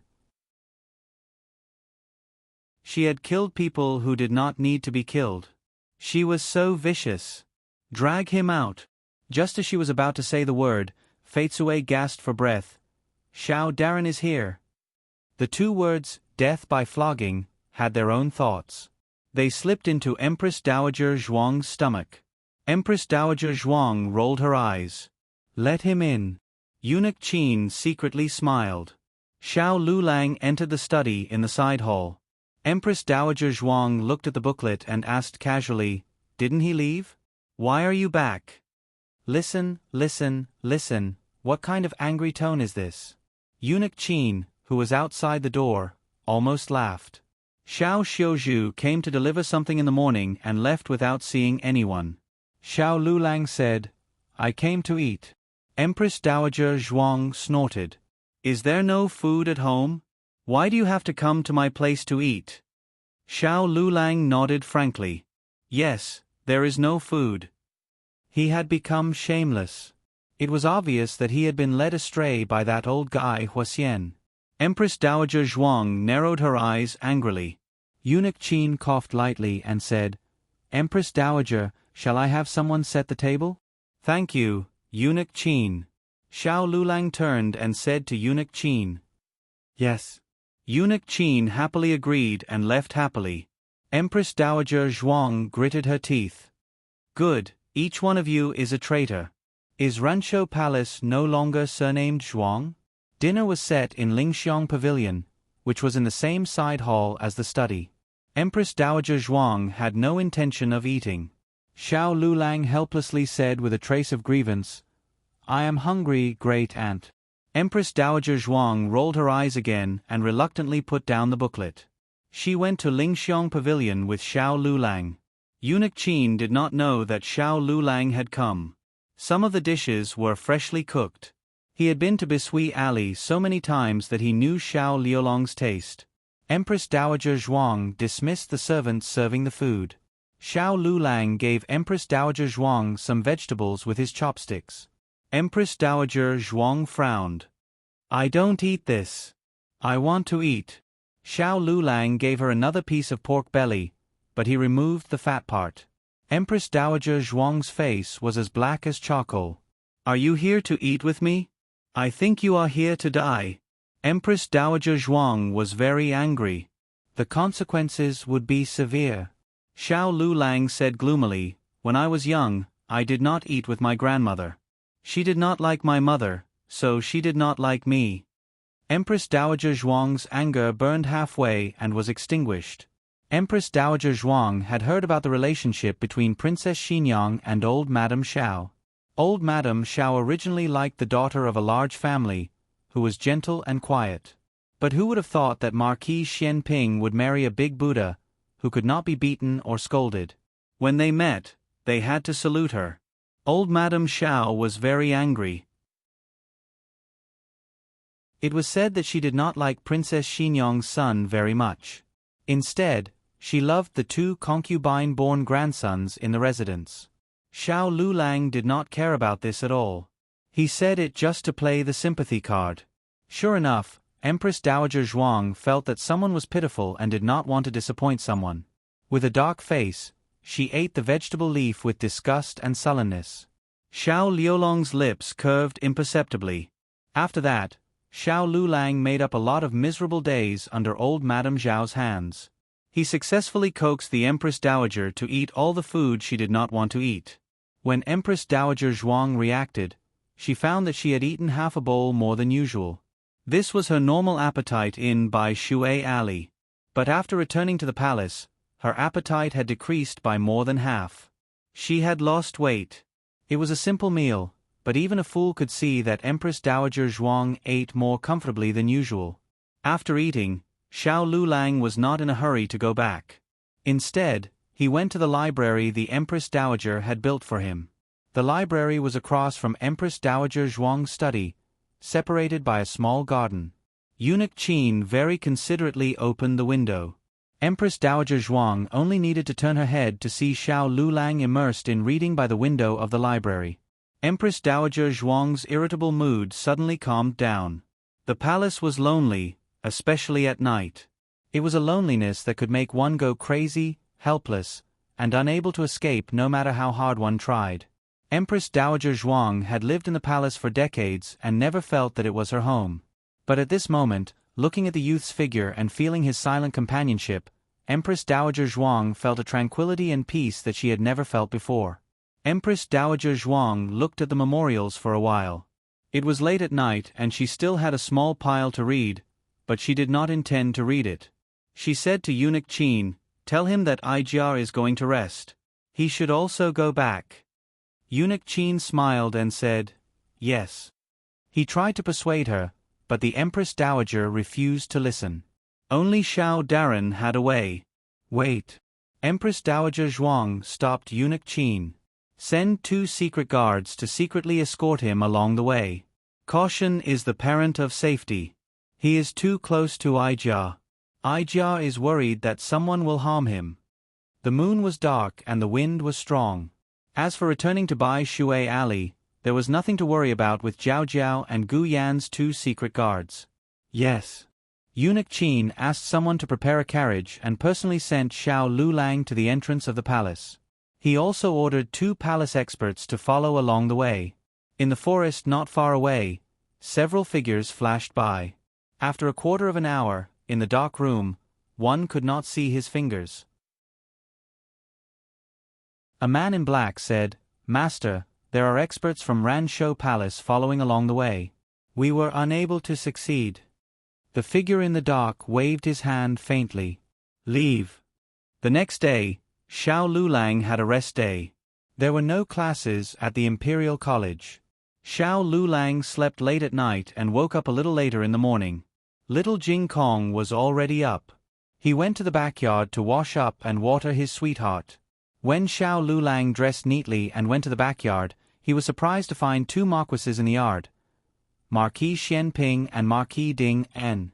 Marquis Xian Ping came to accept little Jing Kong as his disciple. He thought that as long as he accepted him as his disciple, he could openly enter the inner circle of Bai Shui Alley. At that time, investigating Xiao Liulong's background and pleasing his daughter-in-law would not be a problem. But coincidentally, Marquis Ding En also came to accept little Jing Kong as his disciple.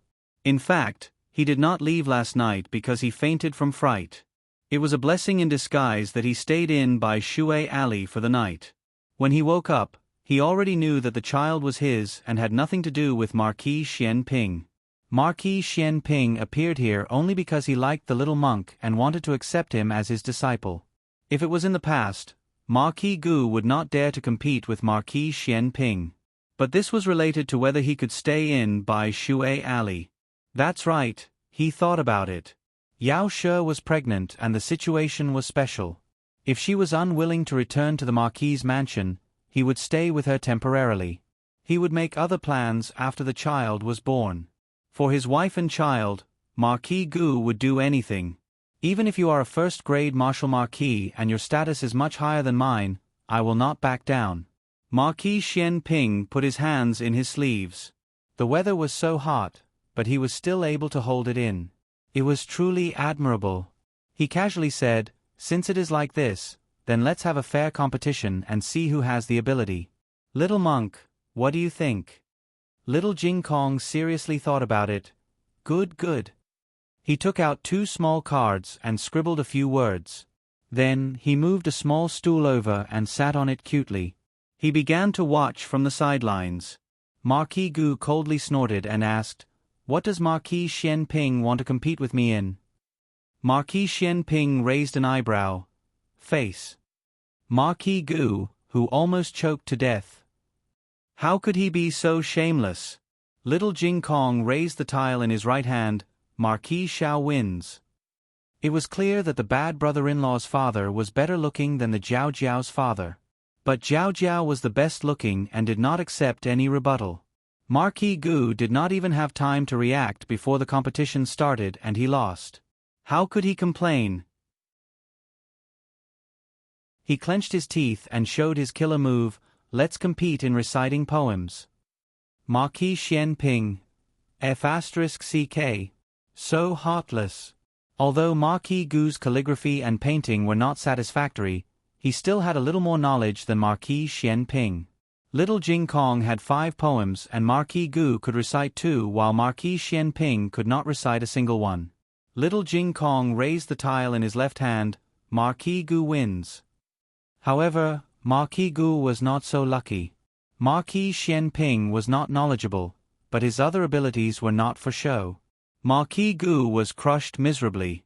Even in the martial arts competition, Marquis Xian Ping was clearly injured, but he was still defeated by Marquis Gu. Marquis Gu lost badly. 2 hours later, the ambitious Marquis Gu finally broke down. He spread himself out, rolled his eyes, stuck out his tongue, and collapsed on the stairs, as if he had nothing to live for. Awesome! Little Jing Kong sat on a small stool, straightened his little back, and clapped his little hands. Marquis Xian Ping smiled and said proudly, "Okay, I won. You can worship me as your teacher." Little Jing Kong tilted his head and said seriously, "But, I already have a teacher. I can't worship you as my teacher anymore. A good disciple does not serve a second teacher. Wasn't it said that a good woman does not serve a second husband?" Marquis Xian Ping frowned and started to doubt his life. Because he was not knowledgeable, he might have remembered wrongly. The original saying was indeed that a good disciple does not serve a second teacher. But this was not the point. The point was that this little brat played him again. Marquis Xian Ping gritted his teeth. "Since you can't worship me as your teacher, why were you so agitated just now?" Little Jing Kong spread his hands and said innocently, "I only said that I wanted to watch you compete. I didn't say that I wanted to worship you as my teacher after the competition. You said it yourself, I didn't agree." Marquis Xian Ping had a toothache. "Stinky little monk, you're asking for it." Marquis Xian Ping couldn't always fall in one place. If the little monk wanted to compete with him, he would have to wait another 500 years. He snorted and said in a mighty and domineering manner, "I don't care. You have to accept it whether you like it or not." Chong Jing. Chong Jing rushed in with a whoosh sound. Then, he grabbed Little Jing Kong and carried him on his shoulder. Little Jing Kong's small arms and legs fluttered. What are you doing?" Marquis Xian Ping flicked his wide sleeves. "Take him away. Go worship your ancestors." Don't, I don't want to." A certain little monk chattered for a while, but was still mercilessly captured by a certain bad monkey. There was a class at Qinghe Academy today, so Gu Yan didn't know what happened at home. Lu Quan came to take Gu Shaoshun to Master Lu and Nan Xiang to learn martial arts, so he didn't go. He was lazy again. On one hand, he didn't have much interest and ambition. On the other hand, his body was indeed weaker than ordinary people. Sitting in the carriage on a hot summer day was too stuffy for him. He leisurely walked back. After a few steps, an old but hale and hearty old man with a treasured sword walked towards him. "What a coincidence," the old man said with a smile. "Oh, it is." Gu Yen knew who he was. It was his grandfather, Gu Chao. He was recognized the first time he came to the academy. He was only 4 years old when he left the capital. They hadn't seen each other for 11 years, so the old marquis thought that he didn't remember him. In fact, Gu Yen didn't remember him, but the old marquis's face was too typical. They looked alike for 3 generations. Moreover, he found that as long as the old marquis approached him, his secret guards would stay far away. Gu Yen might not be good at studying, but he was a real villain. The old marquis wanted to see his grandson, but he couldn't put down his pride, so he had to meet Gu Yen several times. He thought that Gu Yen didn't recognize him. "Aren't you going to learn martial arts today?" the old marquis asked. "It's hot." Gu Yen said, "Are you here to see your grandson again?" The old marquis said embarrassedly, "Ah, yes." Gu Yen asked knowingly, "Have you seen him?" The old marquis looked at Gu Yen and laughed dryly. "Yes, I have." "Oh." Gu Yen raised his eyebrows. "Do you still want to eat cold jelly today?" The old marquis was stunned at first, but then he nodded quickly. "Yes, yes." The two had eaten cold jelly once before. Gu Yen found that the old marquis liked it very much. Gu Yen didn't have a bad impression of his grandfather. In his impression, his grandfather treated him well, and also his mother well. When he and his mother moved to the farm, his grandfather gave him 2 secret guards. He had a seizure in the middle of the night several times, and everyone was asleep. If the secret guards hadn't detected the abnormality in time, he might have died. After eating the cold jelly with mint, Gu Yen felt refreshed. He touched his stomach contentedly and said, "You treated me last time, so I'll treat you this time. Courtesy demands reciprocity." The old marquis said, "No need." Gu Yen waved his hand. "It's all right. Although I don't have much money, I work part-time every day and earn some pocket money. I can still afford to treat you to cold jelly." The old marquis frowned when he heard this. His grandson had actually fallen to the point of working part-time for others to earn money? Gu Cheng, that bastard, was a father. Didn't he give his son a monthly allowance? "What about your father?" the old marquis asked. Gu Yen sighed. "My father, he forced me to move back every day. I didn't want to, so he cut off my monthly allowance. I told you that I was born prematurely, weak, and suffered from heart disease. My sister really worked hard to raise me." Could it be that the girl became a doctor for her own brother? He blamed her wrongly. Digression. Good night, sweet dreams. The latest chapter of this book is not finished. For more exciting content, please scan the QR code below to download the app. Novels are updated faster. Millions of novels are free to read. Novels with connotations that can't be found on the internet can be found here. https://www.zhbqg.com/89642_826/111600266. HTML Genius remembered the website address www.zhbqg.com. Biku Gu mobile reading website zhbqg.com.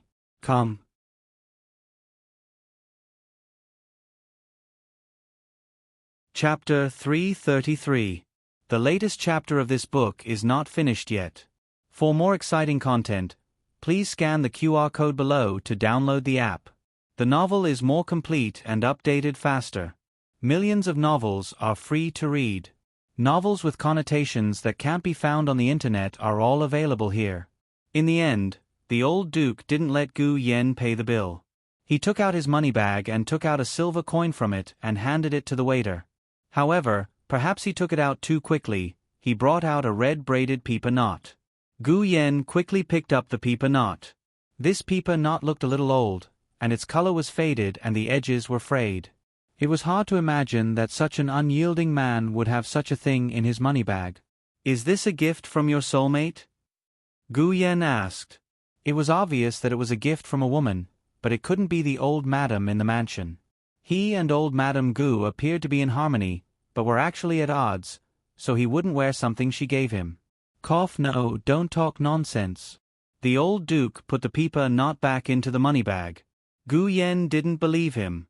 He asked curiously, "I didn't know that you have a soulmate. Where is she now?" She definitely wasn't in the mansion. The old concubines in the mansion had already been cleaned up by old Madame Gu. The old duke had never mentioned his feelings to others all these years. How much bitterness had been bottled up in the bottom of his heart? To be honest, he had a little desire to pour it out. He hesitated for a moment and said, "It's a friend of mine. He left it at my place. I'm going to return it to him." My friend? What a familiar beginning. Gu Yen, who had read all the romance books of the old chancellor, expressed that he understood very well. He raised his handsome little eyebrows. "Then where is your friend's soulmate now?" The old duke sighed sadly. "She became a monk." "Why did she become a monk?" Gu Yen asked. "My husband passed away. She couldn't help it." "But..."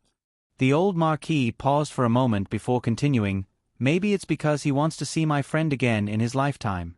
I didn't know that the old man was so popular with women. Gu Yen didn't ask about the reason why she couldn't help herself. His focus was on the last sentence. He said thoughtfully, "It seems that this confidant is deeply in love with your friend." The old marquis looked down at the concentric knot in his hand and said, "It's a pity that we met too late. I wish we could have met before marriage." Gu Yen said, "But isn't her husband dead? Moreover, she also became a nun because of your friend. Don't tell me you... don't tell me your friend really can't tell?" The marquis frowned. "You mean," Gu Yen said, "what I mean is, she may have been waiting for your friend to take her away." "Take her away?" The old marquis was shocked. This child really wouldn't stop until he was shocked to death. Gu Yen nodded. "That's right. Let me ask you, why does your friend think that she became a nun to see him? She had said that herself, hadn't she? Or she let your friend feel her affection for your friend?" "Yes." The marquis nodded in agreement. Gu Yen slapped the table. "That's it. She's a woman. Showing a little affection is already her limit. She can't just say that you're going to elope with me. We men have to take the initiative for this kind of thing." The marquis was so shocked by Gu Yan's words that he forgot to say that he was only 15 and still wet behind the ears. He couldn't be considered a real man. This is too rebellious. How did this child grow up? He was even braver than his 3 older brothers. Gu Yen said, "What's so rebellious about it? If you like her, then fight for her." The marquis hesitated. "What if she's not willing?" "If she's not willing, then it means that she doesn't have your friend in her heart." Gu Yen patted his grandfather's shoulder and analyzed for him with his experience of reading romance novels. "She's already a nun. What's there to be afraid of? If she's not willing to elope, then there's only one truth: she doesn't like your friend. She's just using your friend's feelings for her." Gu Jiao was busy in the medical hall all morning. She finally had some free time in the afternoon. It was rare that she didn't have to deal with the gunpowder, so she lay down on the rattan chair under the tree to cool off. Li Wanwan was practicing her zither across the wall. She was already used to practicing for Gu Jiao at this time every day, but she didn't know if Gu Jiao was here every time. Her zither skills had improved a lot compared to last year, but she didn't know if she had something on her mind today, but she was playing absent-mindedly. "You played wrong again," Gu Jiao said lightly. "Ah." Li Wanwan's face turned pale. She didn't expect that the girl would be here today. After all, the girl hadn't listened to her practice for several days. She quickly adjusted her expression and said, I'll play it again properly." The result was still not satisfactory. She was so nervous that her palms were sweating. It was very strange. The other person clearly wasn't her teacher, but she was more nervous than when she was in front of her teacher. Sorry, I should have been more focused. She bit her lip and said in a low voice, I might not be able to come next month. I'm getting married. She wasn't that old, only 16. This dynasty wasn't like the previous dynasty. Women getting married at the age of 18 or 19 wouldn't be criticized by others. But this also depended on the situation. The daughters of wealthy families could afford it, but a girl from a poor family like her had to get married early. She heard that the girls in the countryside got married even earlier. Thinking about it, she was considered lucky. She had made it to the age of 16 and was able to attend a girls' school for half a year. Because of that school, she met the girl and received so much guidance from the girl. Gu Jiao said, Oh. In the future, no one would play for her. When would little Jiang Li learn how to play the zither? I've been wanting to say goodbye to the girl for the past few days. I want to thank the girl. My biggest achievement in the girls' school was to meet the girl. My family originally wanted me to drop out of school after the new year, but the song that the girl changed for me let me win the favor of musician Xie. Under his insistence, my family let me study for another half a year.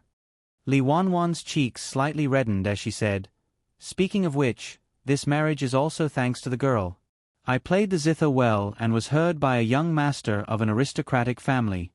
He came to my father to ask for my hand in marriage. Gu Jiao didn't see her expression, but it wasn't difficult to hear her longing for marriage from her words. It seemed that she also liked that young master. Girl, can I give you something? You taught me so much. If I just leave like this, I'll feel bad. Please be sure to accept my gift of thanks, young lady. It's not anything valuable. It's just a small medicine bag. Please accept it. Gu Jiao answered lightly. Li Wanwan was delighted. She took out the medicine bag that had been rusty for several nights from her wide sleeve. In case it was too light to throw, she put a few dates in it. Girl, catch. She threw the medicine bag over the courtyard wall. Gu Jiao caught it with one hand. Thank you. Li Wanwan smiled brightly. It's my pleasure. Then, I'll leave now. In the last few days, I'll try to play more songs for you. If I don't come one day, then I won't come again. She suddenly felt a little disappointed when she finished speaking. She didn't want to leave the girl. She didn't know if she would be able to meet such a teacher and friend in the future. She put the zither away, picked up the zither case and left. Bang! A small brocade pouch fell right on top of her zither case. She was slightly startled. Girl? A wedding gift. Gu Jiao said. Li Wanwan smiled happily like a child. Girl Gu. Someone wants a doctor to treat them. They say the situation is very critical. Xiao Sanzi hurriedly ran over. How critical? Gu Jiao asked. Xiao Sanzi said in fear. The hand is broken. It's severed. It's a woodcutter. This was a major operation, so Gu Jiao had to go in person. Okay, I'll go. Gu Jiao carried the small basket on her back and had Xiao Sanzi drive the carriage. They went to the mansion on Qinglu Street that the servant had mentioned. As they walked, Xiao Sanzi felt that something was wrong. This isn't the way to Qinglu Street. The servant rode in front and didn't turn around when he heard this. He said, When I came, there was a road being repaired. We have to take a detour here. What's wrong? Is the road wrong? Gu Jiao asked indifferently. It's a bit of a detour. Xiao Sanzi muttered. Gu Jiao lifted the curtain and looked at the scene along the street. Not every street in the capital was bustling with activity. Some of the more remote areas were very desolate. This was an old street. There weren't many pedestrians and there weren't many shops. Further ahead was an official road with wheat fields on both sides. That's right, there were fields in the capital, but they were all in more remote areas. It's really a good place for an ambush. This was an instinct that she had developed as an assassin in her previous life. When she saw a location, she would always subconsciously judge if it was suitable for a crime. However, as soon as this thought flashed through her mind, she paused. Something was wrong. Something was very wrong. It was an assassin's intuition. Gu Jiao put down the curtain and lifted the curtain in front of her. She shot out a silver needle and pierced the manservant leading the way in front. The manservant let out a blood-curdling scream and fell off the horse. Miss Gu Yu, Xiao Sanzi was stunned. Turn around. Gu Jiao didn't have time to explain. Xiao Sanzi was indeed someone who had seen the world with Gu Jiao. He didn't drop the ball at such a crucial moment. If his second boss was here, he would have already pinched his philtrum and fainted. He didn't ask why they turned around. He believed in Gu Jiao. Unfortunately, it was too late. The men in black who were hiding under the ridge rushed towards Gu Jiao's carriage like arrows. Each of them held a large knife in their hands. Their eyes were sharp and murderous. Gu Jiao didn't need to count to know that there were 10 of them. They really thought highly of her, sending so many people to kill her. You go first. Gu Jiao jumped off the carriage. Xiao Sanzi didn't refuse. He knew his place. He didn't know martial arts and he would only be a burden to Miss Gu if he stayed. It was better to report this to the officials. Perhaps they could get help for Miss Gu. Of course, it would also be good if he could lure a few assassins away. For Miss Gu, he would risk it all. Come. Assassins. He pulled on the reins and looked back. Not a single one had caught up.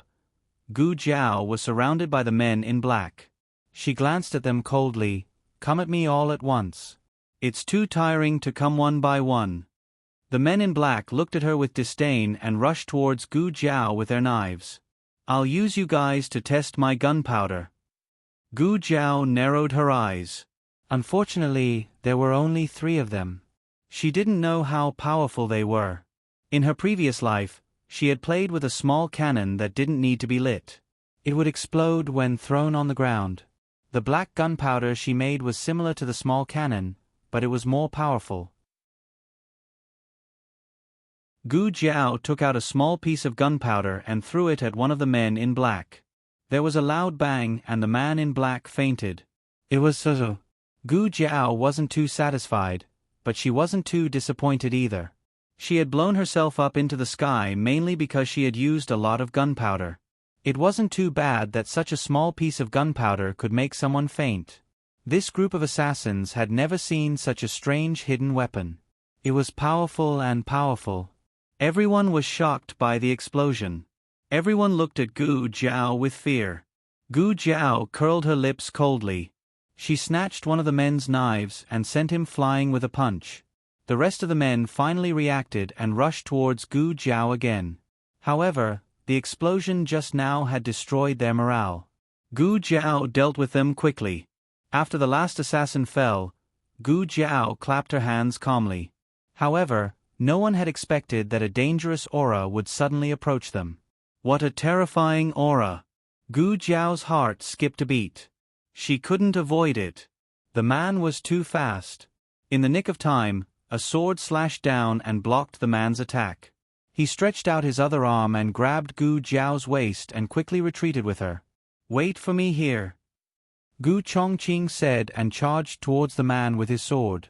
This was Gu Jiao's first time seeing Gu Chongqing in a real fight. He was much stronger than she had imagined, but he still wasn't a match for the other party.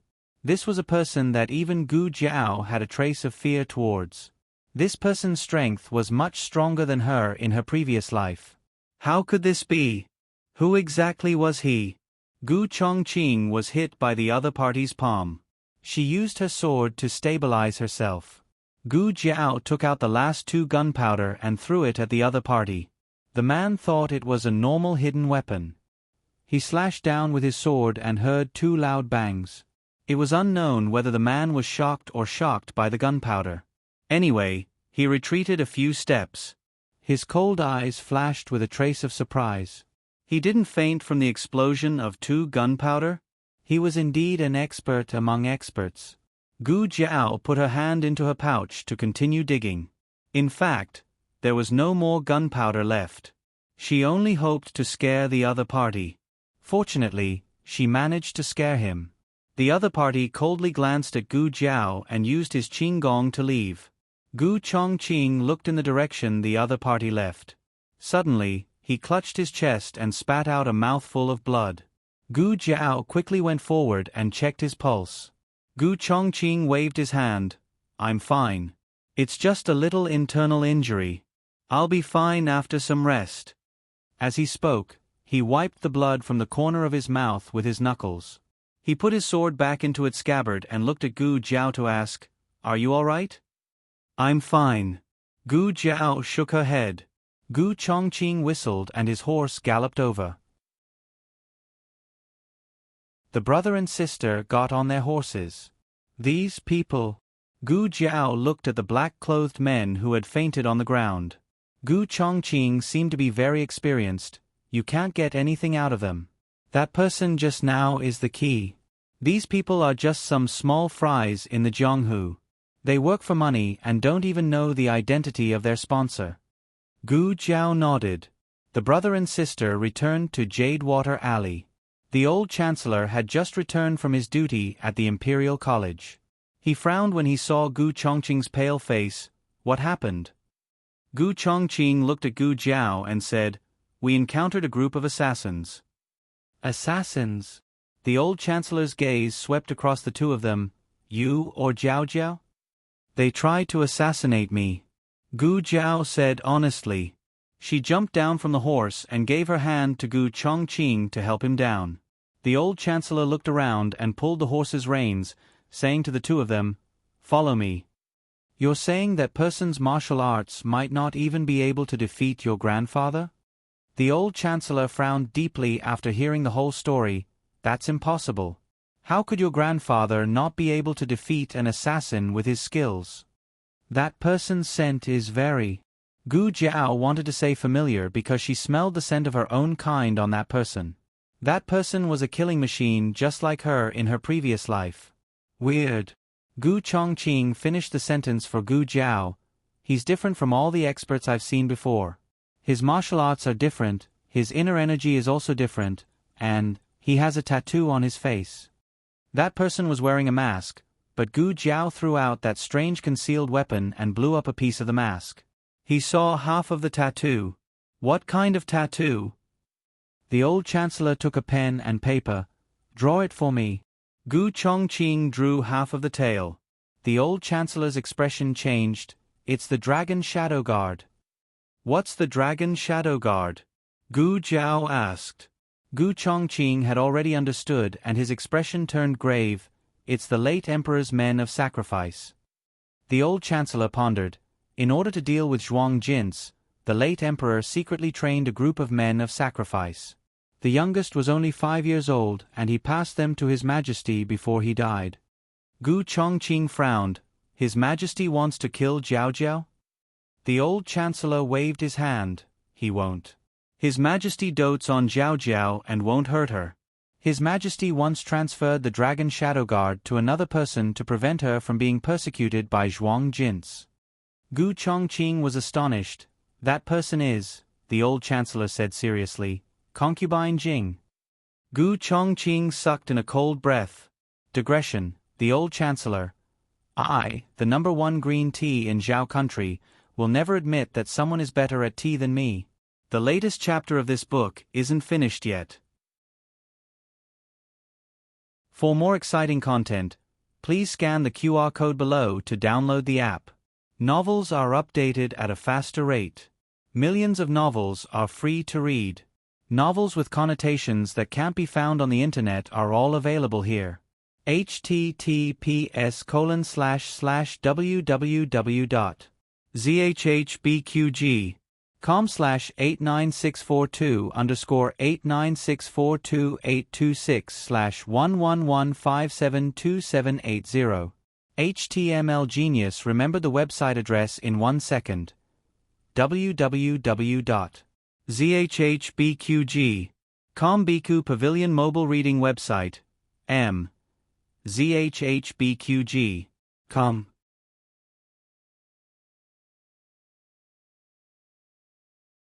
Chapter 334. The latest chapter of this book isn't finished yet. For more exciting content, please scan the QR code below to download the app. Novels are updated at a faster rate. Millions of novels are read for free. Novels with connotations that can't be found online are all available here. How could it be her? Gu Chongqing said in disbelief. She assassinated Jiao Jiao.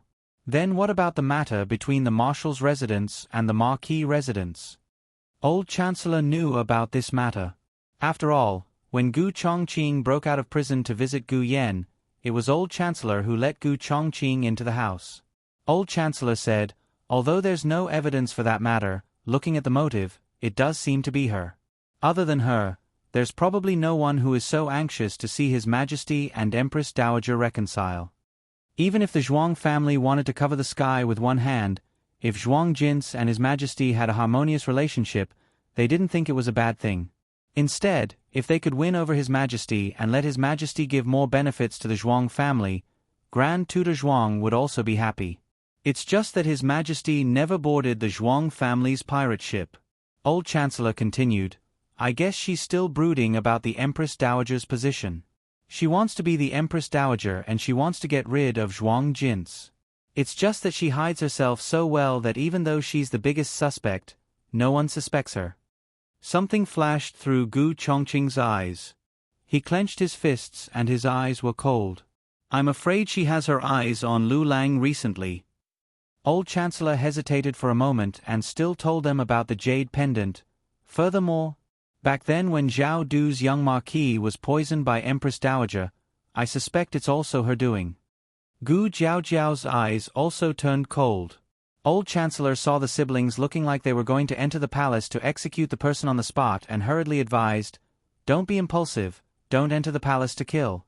With the previous emperor's men of sacrifice, you won't be able to kill her and you might even get injured. Secondly, even if you kill her, you won't be justified. His Majesty won't forgive you and the laws of this dynasty won't forgive you. Gu Chongqing said coldly, are we going to let her be free? The old Chancellor chuckled and said, to deal with such a person, of course we have to take an unconventional approach. How are you going to do this? Gu Chongqing asked. The old Chancellor smiled mysteriously, of course, to give him a taste of his own medicine. Giving someone a taste of their own medicine was easy to say, but it was not easy to do it. Especially this old White Lotus who had hidden himself so deeply that even the old Chancellor felt inferior to him. However, the old Chancellor always refused to admit defeat. You can be more knowledgeable than me and have a better official position than me, but you can't beat me in tea. Life is like a play. Let's compare our acting skills. Gu Jiao silently touched her small basket. The old Chancellor asked, it's so late, where are you going? To see Grand Aunt. Gu Jiao said without changing her expression. The old Chancellor said, put down the basket. Gu Jiao blinked and put down the small basket. Take out the dagger. Gu Jiao took out a black iron dagger with a resentful expression. The other three. Gu Jiao then took out the 3 daggers hidden on her body. Take out the sack. Take out the hidden weapon. Take out the poison needle. And that crackling thing you made. Gu Jiao curled her lips. I don't have that. The old Chancellor said, poisonous bug. Poisonous snake. Gu Chongqing's temples throbbed when he heard that. You're a girl, how can you store so many dangerous things in your small basket? You even have poisonous snakes. Gu Jiao took out everything in the small basket, leaving only a small medicine box. The medicine box couldn't hide living things or things that didn't belong to it. Otherwise, it would disappear. Gu Jiao had tried this before. The old Chancellor knew this girl too well. If he didn't stop her today, she would directly enter the palace and put old concubine Jing in a sack. However, the risk was too great. He wouldn't allow her to take the risk.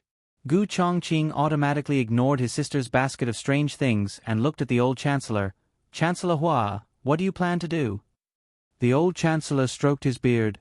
Well, he had a plan, but he lacked a tool. This person needed to be trusted by the emperor and be able to enter the palace easily. The second point alone wasn't too difficult for him.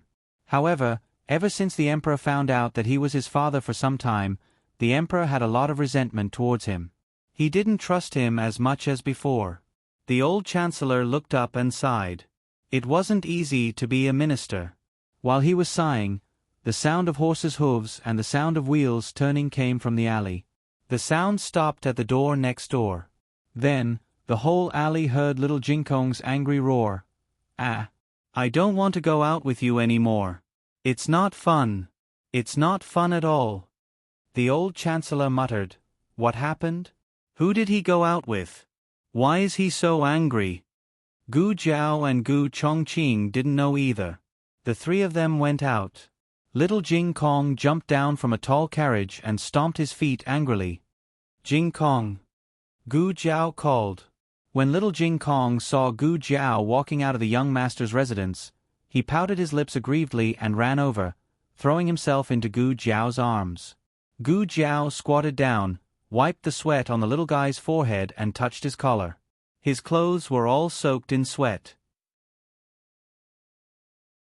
Marquis Xianping came down from the carriage and looked at the little guy with raised eyebrows. "I took you to such a high-end restaurant to eat, but you didn't appreciate it." "Marquis." Gu Chongqing cupped his hands in greeting. "Yes." Marquis Xianping responded lightly. Little Jing Kong was especially angry. "You're still talking about it. Such a big restaurant. There were so many good dishes, but you only ordered an egg for me." Marquis Xianping coughed softly.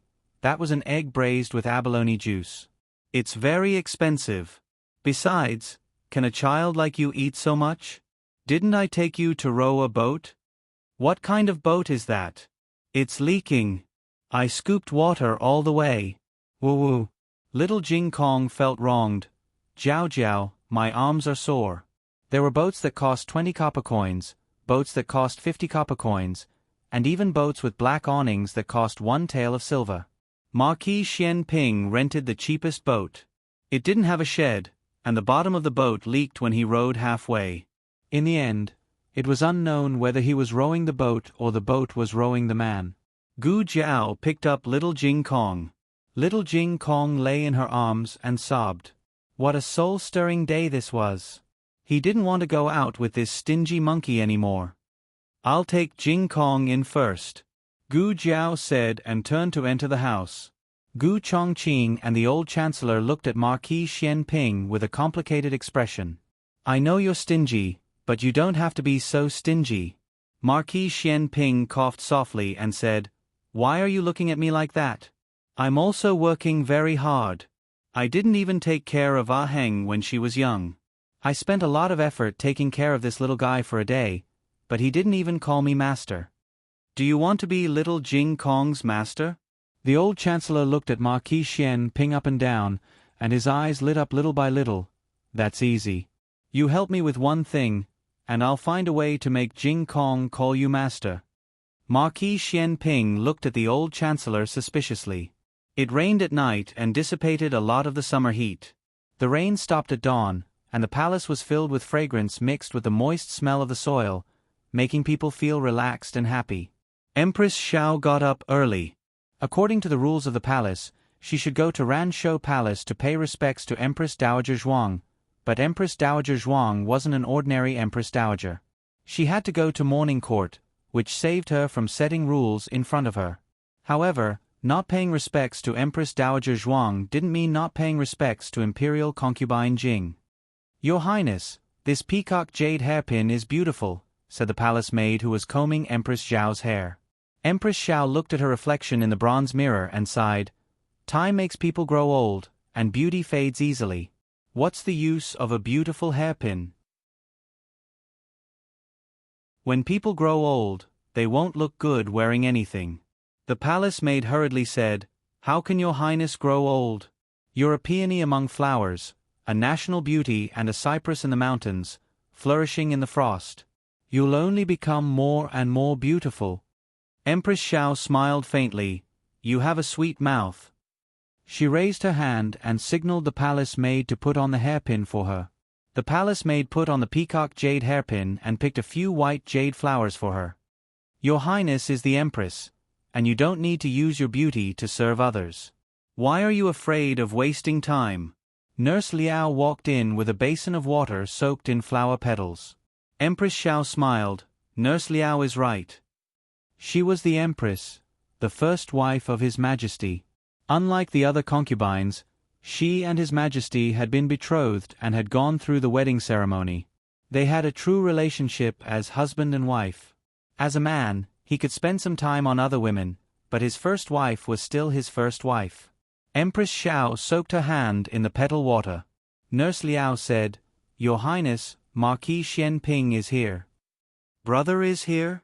Empress Xiao's eyes lit up. Nurse Liao sighed inwardly. Only in front of Marquis Xianping would Empress Xiao reveal her ladylike side. Invite him in. It wasn't a quick announcement, but a quick invitation. Empress Xiao respected her brother very much. Of course, Marquis Xianping also treated his sister well. Empress Xiao met with Marquis Xianping in the Qingyu Pavilion. Marquis Xianping cupped his hands and bowed. Greetings, Your Highness.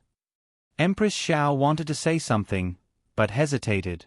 She glanced at the palace maids and eunuchs in the pavilion and said in a deep voice, All of you can leave. I have a few private words with Marquis Xianping. Yes. The palace maids left one by one. Empress Xiao then stood up with a smile and walked towards Marquis Xianping. Brother. Marquis Xianping looked at her with disdain. Why are you dressed like a bird today? Empress Xiao, who was splashed with a basin of cold water. Empress Xiao took a deep breath. Big Brother's mouth really hasn't changed in the past few decades. Empress Xiao and Marquis Xianping sat on the chairs. She didn't sit on the main seat on the steps, but sat beside Marquis Xianping. Empress Xiao asked, Brother, how are you these days? Marquis Xianping said, Very good. How about you, Your Highness? Empress Xiao smiled. Of course I'm good. Marquis Xianping looked at her exquisite makeup and cumbersome jewelry, and asked, Do you regret entering the palace? Why would I? She didn't regret it. Wasn't it good to be the Empress? What's more, although His Majesty had a harem of 3,000 beauties, he had never really neglected her. It was her own idea to marry His Majesty. She was the one who took noble consort Zhuang's place. Noble consort Zhuang was His Majesty's official consort, but after His Majesty ascended the throne, he only made noble consort Zhuang a second-rank consort and decreed that Empress Xiao was to be His Majesty. Because of this, she and the Xiao family had suffered a lot from Empress Dowager Zhuang's faction. Her brother had taken care of it all by himself. Thus, she was grateful and revered His Majesty. She smiled and asked, Brother, how come you have time to come see me today? I have something to ask of you, Marquis Xianping said. What is it? Empress Xiao asked. Marquis Xianping said, An old friend asked me to bring something to Grand Concubine Jing. It's very precious, so I must personally hand it to Grand Concubine Jing. Empress Xiao smiled and said, I thought it was a big deal. What's so hard about it? I'm going to Pure Flower's palace to pay respects to Grand Concubine Jing. How about brother come with me? All right. Marquis Xianping nodded. The siblings went to Pure Flower's palace. Ever since Grand Concubine Jing moved here, Pure Flower's palace had become much more lively. All the consorts in the imperial harem who had the right to pay respects to Grand Concubine Jing had come. They truly wanted to curry favor with Grand Concubine Jing and wanted to meet His Majesty by chance. Empress Xiao didn't need to meet His Majesty, but His Majesty treated Grand Concubine Jing like his mother, so Empress Xiao naturally respected her like a mother-in-law. However, Empress Xiao never expected that noble consort Zhuang would also come. The two most powerful consorts in the imperial harem met at the entrance of Pure Flower's palace with their eunuchs and palace maids. The atmosphere seemed to have frozen. The two were originally evenly matched in the imperial harem, but with Marquis Xianping supporting Empress Xiao today, Empress Xiao's aura was much stronger than usual. Marquis Xianping. Noble consort Zhuang greeted with a smile. Noble consort. Marquis Xian Ping half-heartedly cupped his hands. He was also like this in front of His Majesty, so noble consort Zhuang didn't mind his attitude. Noble consort Zhuang smiled and looked towards Empress Xiao. Is Empress here to pay respects to Grand Concubine?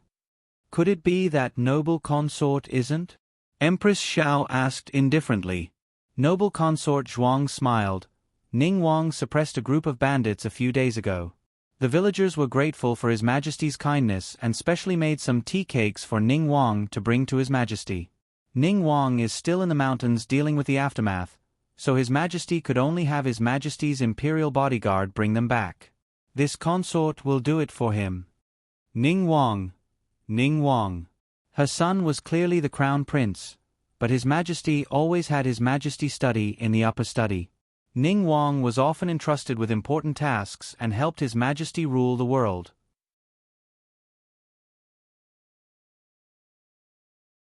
What are you doing here? The Emperor looked at Marquis Xian Ping. Marquis Xian Ping said, "This subject has been entrusted with something to give to Consort Dowager." As he spoke, he took out a small brocade box from his wide sleeve. Granny Kai walked over, took the box, and presented it to Consort Jing with both hands. Consort Jing was still seriously ill and didn't look well. She covered her face with a handkerchief and coughed twice, then took the box. "Which old friend is it?" Consort Jing asked with a smile. Marquis Xian Ping said, "That old friend said that Consort Dowager will know if you open the box." Consort Jing nodded and opened the box. Marquis Xian Ping was the Emperor's trusted aide, so he was trustworthy and wouldn't harm her. However, no one expected that a dart would shoot out the moment the box was opened. Everyone's expression changed drastically. Marquis Xian Ping's body also shook. He never expected that the box would contain a concealed weapon. Unfortunately, he didn't have time to make a move. Consort Jing was old and weak. She was done for. She was going to lose her life. The dart shot straight for Consort Jing's face. Consort Jing's eyes turned cold as she waved her two fingers and caught the dart. Everyone stared at her, dumbfounded. The hall fell silent in an instant. Digression.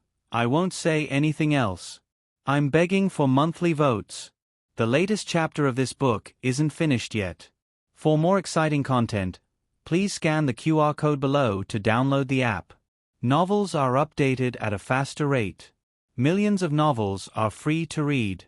Novels with content that can't be found online are all available here. https://www.zhbqg.com/89642_8964286/111544947. HTML Genius memorized this website's address in 1 second. www.zhbqg.com Bikuj mobile reading website. zhbqg.com.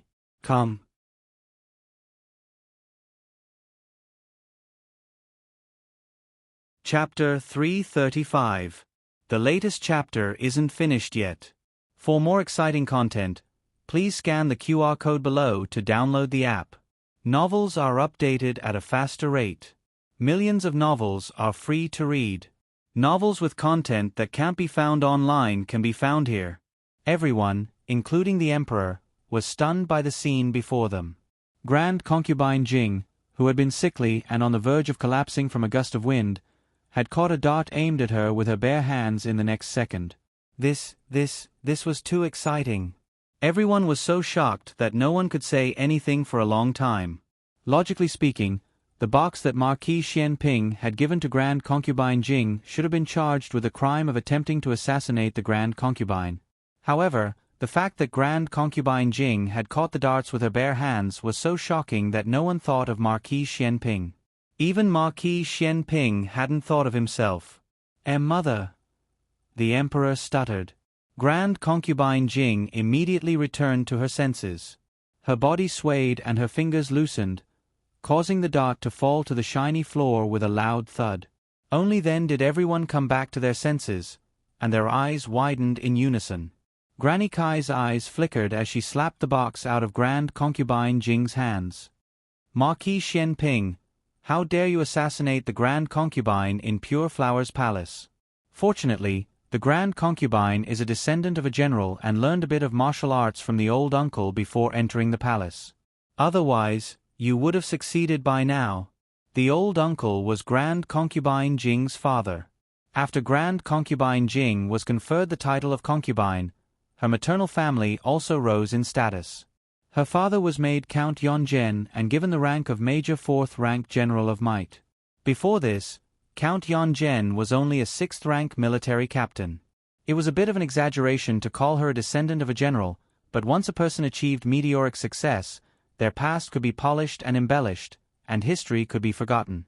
Thus, in everyone's eyes, Grand Concubine Jing deserved Granny Kai's title of descendant of a general. Noble consort Zhuang pursed her lips. She was one of the few people who snorted in disdain. Her aunt was the descendant of a scholar, and Grand Concubine Jing was known as the descendant of a general. Everyone called her the twin beauties of Zhao capital, one for the scholarly and one for the martial arts. How could she be worthy of being called one of the two beauties alongside his aunt? Noble consort Zhuang touched the tip of her nose with her handkerchief and said with a faint smile, "It's been so many years, but Imperial Consort Dowager's skills haven't changed at all. She's so agile." This. Granny Kai opened her mouth. Old Concubine Jing said with a smile, "I neglected my practice in the palace and slacked off. Later on, I moved to the nunnery. When I had nothing to do, I would practice to pass the time." Cough, cough. As she spoke, she covered her face and coughed. "But I've been sick these days, so I can't practice anymore," the Emperor said in a daze. In the past, I've never heard my mother mention it. They had had a very difficult time in the palace. After Empress Dowager Zhuang was banished to the Cold Palace, the three of them lost their protection and suffered a lot of bullying. He remembered that once, a Jowie, whose position was below his lady mother's, had sent her dog to attack Ning En, who was beside his lady mother. Imperial concubine mother used her body to shield Ning En. She was bitten black and blue all over, and Ning En was also slightly injured. "Since my mother knows martial arts, why did you?" The Emperor suddenly realized that he didn't trust old concubine Jing enough. Old concubine Jing smiled bitterly. "Your Majesty wants to ask about the time Ning En and I were chased and bitten by Mu Jiaowi's dog? Mu Jiaowi is noble consort Lu's person. I can hide once, but I can't hide forever. Noble consort Lu wants me to be injured. If I don't show her my injuries, she won't let it go. It's just that Ning En also suffered some minor injuries. Fortunately, noble consort Lu vented her anger. Otherwise, the three of us would have been in a worse situation." Granny Kai said in a timely manner, "Old concubine mother injured her leg at that time. She didn't want Princess Ning En and your Majesty to worry, so she kept it a secret. Since then, whenever it rained, her leg would hurt like it was being pricked by needles. It's gotten worse in recent years. She would occasionally fall ill even on sunny days. That's why she often falls down." People who practiced martial arts weren't immune to injuries. For example, Marquis Xian Ping had a waist injury on the battlefield. The surprise in the Emperor's eyes dissipated, and he walked forward guiltily. "I've wronged Mother." He held old concubine Jing's hand with one hand and patted her back with the other to help her breathe. The Emperor, who had favored noble consort Zhuang a moment ago, now glared at her coldly. Noble consort Zhuang knew that she had misspoken. She dropped her handkerchief and bowed. "I meant to say that it's fortunate that old concubine mother didn't neglect her martial arts practice. Otherwise, she might have met with misfortune today." Martial arts practice? Why hadn't she heard of it before? Granny Kai offered a cup of hot tea. "I'll do it." The Emperor took the tea and personally fed it to old concubine Jing.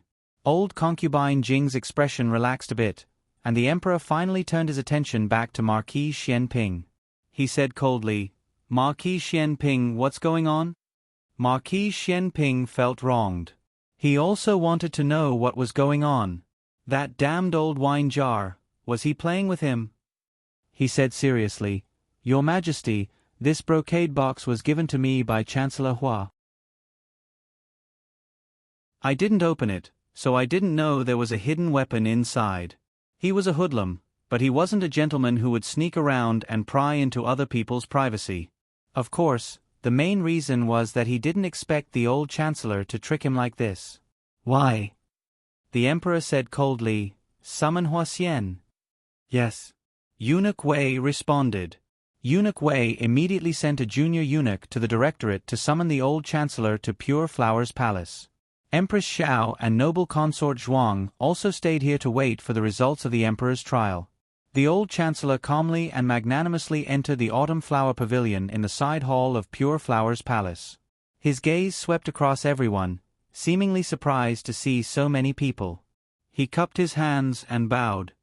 This subject kowtows in salute to your Majesty, the Empress, the Imperial Concubine Dowager, and the Imperial Concubine Dowager. The box and dart had already been picked up by the palace servants and placed on the table next to the Emperor. The Emperor waved his hand impatiently. No need for formalities. We didn't call you here to see you pay your respects. The old Chancellor secretly raised his brows.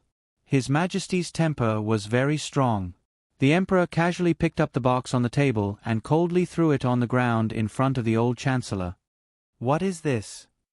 Do you recognize it? The box fell on the ground and smashed open. The shiny dart inside rolled out and coincidentally rolled next to the old Chancellor's feet. The old Chancellor squatted down and picked up the box and dart together with a strange expression. What? You don't recognize it? When the Emperor said this, he looked deeply at Marquis Xian Ping. Marquis Xian Ping said to the old Chancellor, the one surnamed Hua, don't play dumb. You personally handed this box to me last night and asked me to pass it to the Imperial Concubine Dowager for you. It was a great taboo for a subject to privately exchange gifts with the Imperial Concubine. However, the old Chancellor was too pure, so it made people suspect his intentions. The old Chancellor said innocently, That's right, I did hand the box to you. Where is the item in the box? The Emperor said coldly, This dart is the item in the box. The old Chancellor looked at the Emperor with a dumbfounded expression. How is that possible? I clearly put in 20 taels of silver. He looked at Grand Concubine Jing. Imperial Concubine Dowager, do you still remember when I went to the temple to offer incense many years ago? There were too many pilgrims at that time, so a thief sneaked in and stole my silver. You happened to pass by nearby and borrowed 10 taels of silver for the incense after asking for the reason. I once promised that I would repay you double the amount in the future. It had been a long time since this incident happened. If the old Chancellor hadn't brought it up, Grand Concubine Jing would have almost forgotten about it. She tried hard to recall and asked with uncertainty, Didn't we agree to buy a couplet from you at that time? I didn't borrow the silver from you. The old Chancellor said righteously, Imperial Concubine said that she wanted to buy a couplet written by me to solve my urgent need and was afraid that my self-esteem would be damaged. However, I also said that I would repay the silver in the future. Grand Concubine Jing didn't have much of an impression of the latter part. After all, who would keep a record of 10 taels of silver for several years? The Emperor asked suspiciously, Why did you have to return it now of all times? The old Chancellor let out a dry laugh and said embarrassedly, To be honest, I forgot about it. It was only when I heard the news that old Concubine Jing returned to the palace that I suddenly remembered this old score. Good heavens, good heavens. Grand Concubine Jing really did give him the silver. He did say that he would repay her double the amount, but Grand Concubine Jing didn't agree at the time. She only said that he might as well write a couplet for her and take it that she bought it from him. However, so many years had passed, and he insisted on returning the silver. Grand Concubine Jing probably couldn't remember it clearly anymore. Even if she remembered it clearly, she wasn't afraid that there would be mistakes in her memory. He said that he remembered it that way. Fortunately, Grand Concubine Jing and the Emperor didn't harp on the details of the silver. Instead, they talked about the item in the brocade box again. The Emperor said, You gave the silver, but Marquis Xianping used it as a dart today and almost injured Grand Concubine Jing. What? The old chancellor was flabbergasted and panicked. He knelt down with a plop. Your Majesty is wise. This old subject has indeed placed silver tails. I also don't know why the silver became a concealed weapon. I can swear to the heavens. Marquis Xianping gritted his teeth. Act. Keep acting for me. Noble concubine Zhuang said with a smile. Chancellor Hua is so confident. Could it be that he really didn't put it there? But after him, it seems that Marquis Xianping was the only one who touched the box in private. Noble concubine Zhuang. Empress Xiao stopped her with a stern voice. Noble concubine Zhuang smiled. I don't mean to slander Marquis Xianping. I'm just analyzing the facts. Marquis Xianping said, I didn't open the box after receiving it yesterday and kept it with me. After returning home, I put it in my room. The only people who can enter my room are me and my bodyguard, Chong Jing. Chong Jing didn't touch the box. Chong Jing wasn't interested in this kind of boxy thing. He wouldn't even bother to look at it. Empress Xiao stood up and stood beside her brother. She saluted the emperor and said, Your Majesty, Marquis Xianping is loyal to you and respectful to concubine Jing's mother. He would never frame concubine Jing's mother. Especially, in front of so many people, isn't it stupid to use something he personally handed over? Noble concubine Zhuang smiled faintly and said, Maybe someone used this idea to make the impossible possible, so that they could escape suspicion. Empress Zhao's eyes turned cold. I'm talking to His Majesty. It's not your turn to interrupt. In the past, Empress Xiao didn't use her status to suppress noble concubine Zhuang. After all, noble concubine Zhuang had the support of the Empress Dowager and her real power wasn't small. Today, she was anxious, so she said this. Noble concubine Zhuang snorted coldly. The emperor looked at Marquis Xianping heavily. Has anyone sneaked into your room? Marquis Xianping calmly met the emperor's sharp gaze. Your Majesty, this official doesn't dare to say that the entire Marquis Xianping is impregnable, but this official's room is guarded by Chong Jing, and this official also rests there. With our skills, it's impossible for anyone to do anything under our eyes. The emperor pondered. The Chong Jing you're talking about is the assassin you brought back from the Dark Knight sect? Marquis Xianping said, That's right. The Dark Knight sect was a power outside of the 6 countries. It didn't belong to any country and was headquartered on an island. The assassins of the Dark Knight sect were all first-class experts. What's more, what Marquis Xianping said was right. He himself was also a first-class expert. The old chancellor muttered, What if someone took action while you were asleep? Marquis Xianping looked at him and chuckled. Do you know that in Zhao country, there are no more than 5 people who can defeat Chong Jing? One is the Grand Marshal of the world, Tang Yueshan. One is Marquis Ding, and's Marquis Gu. The other 3 are the Dragon Shadow Guards that the previous emperor left to the emperor. The reason I said 3 is because I've only seen 3 of them. I don't know if there are more. The old chancellor said seriously, so there are still people who can commit crimes. Marquis Xianping said indifferently, Tang Yueshan went with Prince Ning to suppress bandits early this month and hasn't returned yet. He's not in the capital, so how could he commit a crime in my manor? The old chancellor said, Then, what about Marquis Gu? Marquis Xianping narrowed his eyes. The one surnamed Hua, are you really stupid or are you pretending to be stupid? The old Marquis was the emperor's confidant. This was something no one in the world knew. Hua Xian, this old thing, was deeply trusted by the emperor, so how could he not know? Would he harm concubine Jing? Did he know about the existence of this box? Empress Xiao knew that the old Marquis was secretly training soldiers for the emperor. She also believed that the old Marquis had nothing to do with this matter. Noble consort Zhuang was one of the Empress Dowager's people, but the Empress Dowager was well informed. How could she not know that the old Marquis and the Emperor were only at odds on the surface? She sneered, If that's the case, it's neither this nor that. Could it be the late Emperor's Dragon Shadow Guard? Marquis Xianping, why don't you say that His Majesty wants to harm his mother?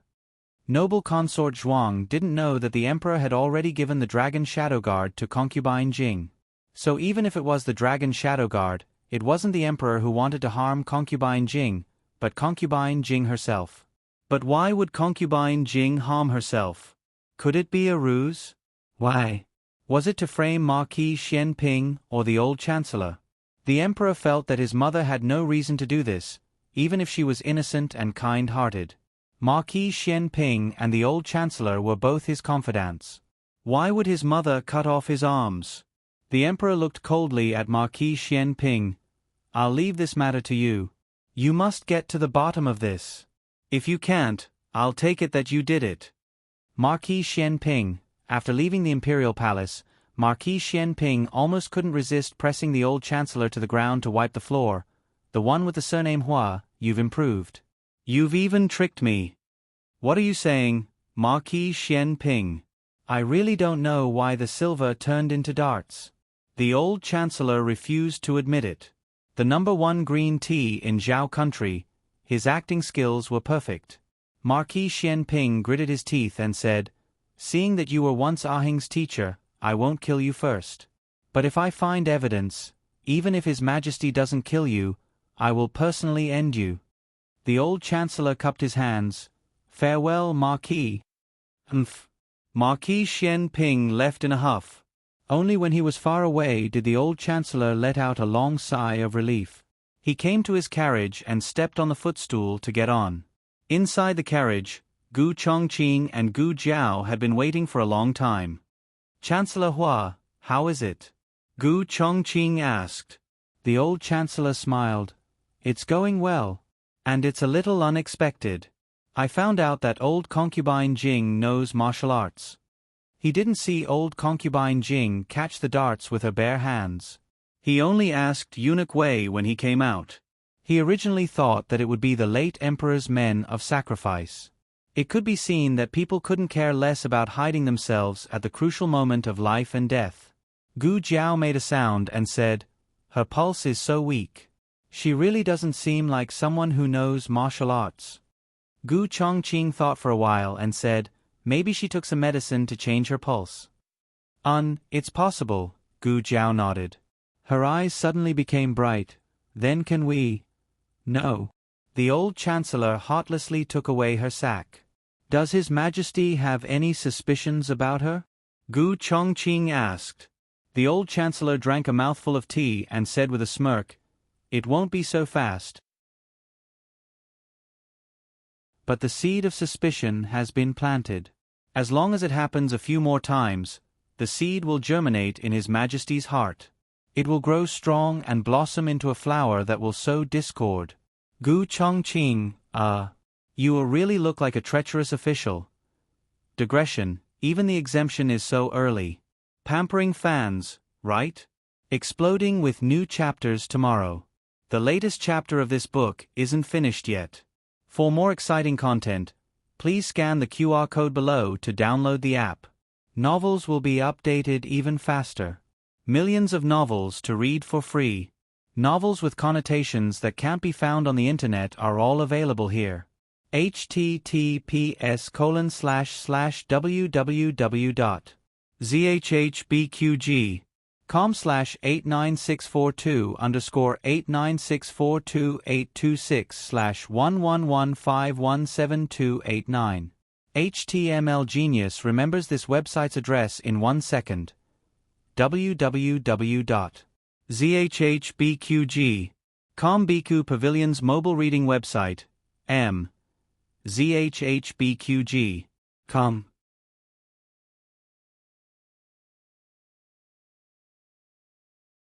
Chapter 336.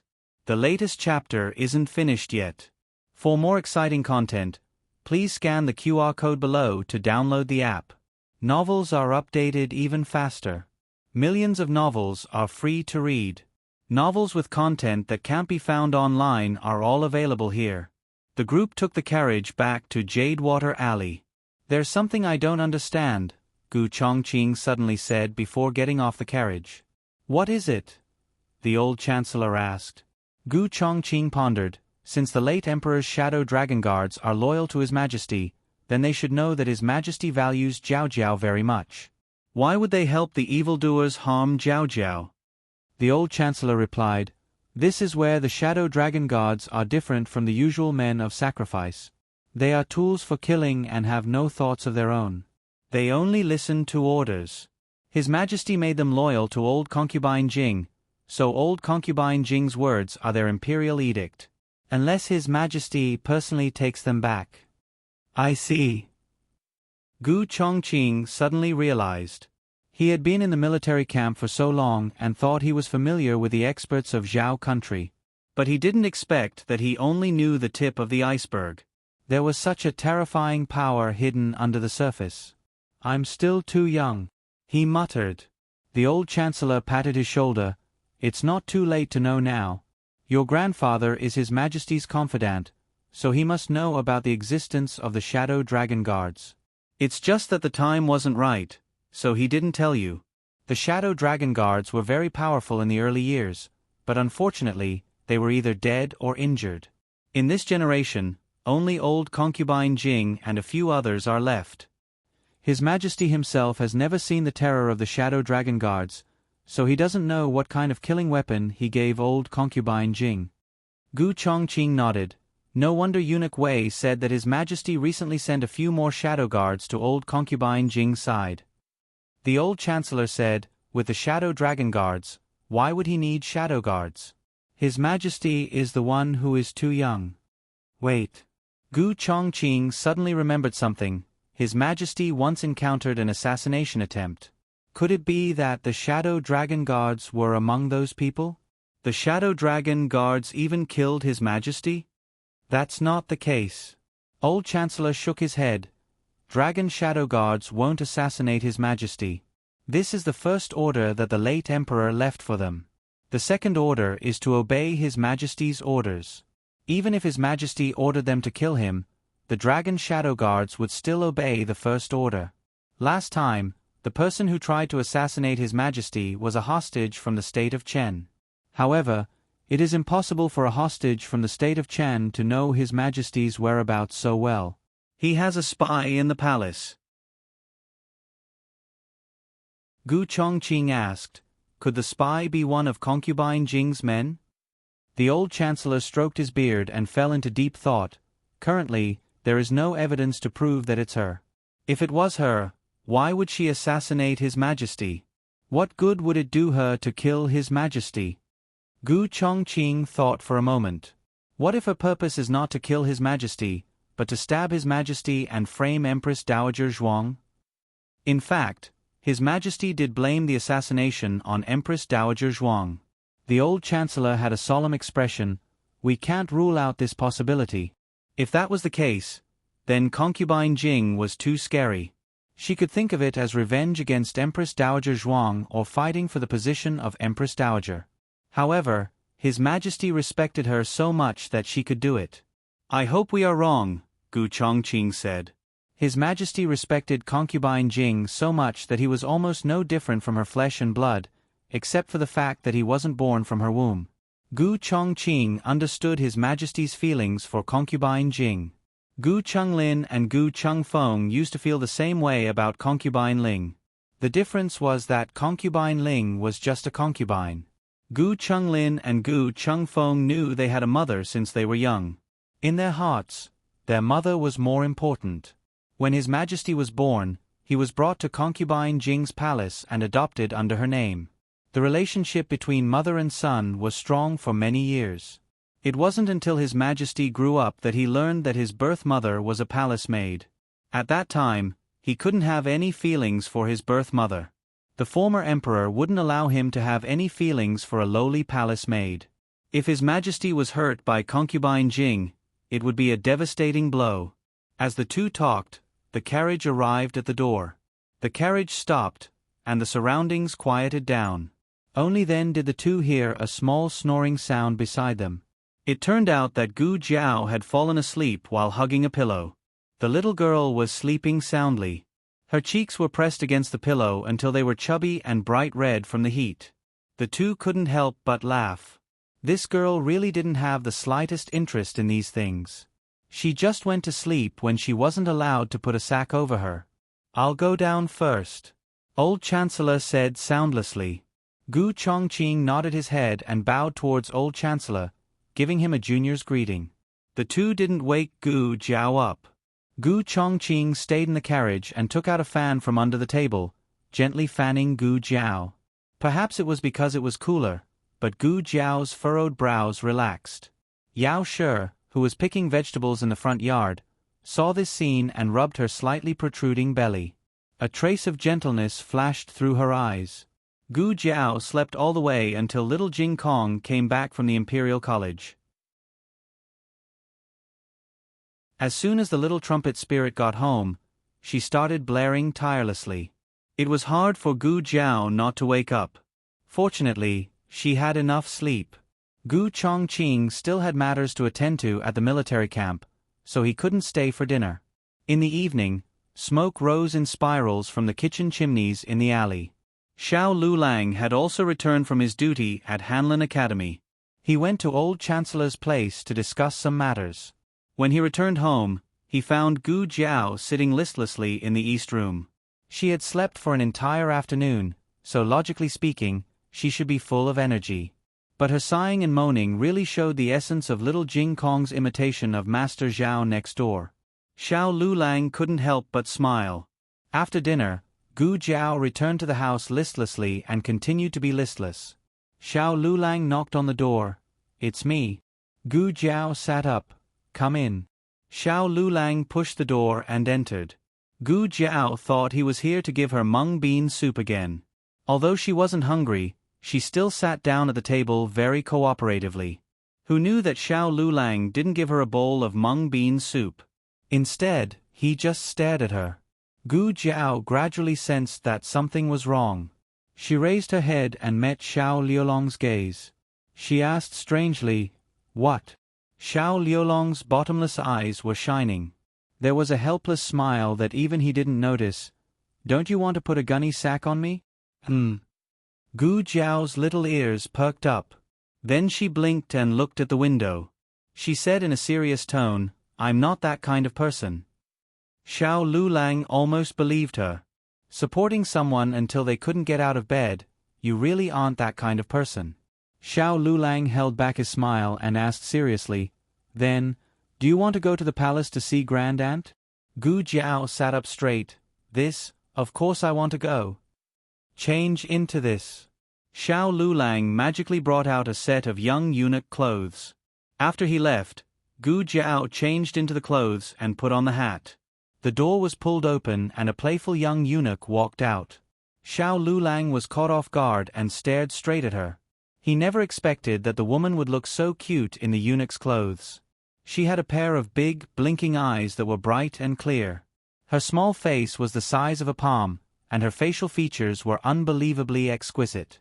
Even the red birthmark that was often criticized by others seemed to have a different kind of spirit. If all the young eunuchs in the palace looked like this, then what was the point of taking concubines and choosing consorts? "Do I look good?" Gu Jiao asked. "Not bad," a certain person said with a cold face. "Get on." The two got on the carriage. Today, Nan Xiang personally went to Qinghe Academy to pick up Gu Shaoshun and Gu Yan. Lu Quan was free, but now he wasn't free. He had to send the two to the palace. Gu Jiao sat obediently in the carriage. She stretched out her legs and tiptoed. It was obvious that she was in a good mood. The carriage arrived at the palace gate. Xiao Lulang generously showed his Rancho Palace token. "Can I trouble you to see if there's anyone else in the carriage?" the guard asked politely. Xiao Lulang lifted the curtain and generously allowed the guard to size him up. In reality, he blocked most of Gu Jiao's view, so he could only see the young eunuch's clothes. Xiao Liulong's expression didn't change as he said, "It's the young eunuch of Rancho Palace." "Ah, so it's like that. Xiao Xiuzhu, please." The guard moved to the side to let them pass.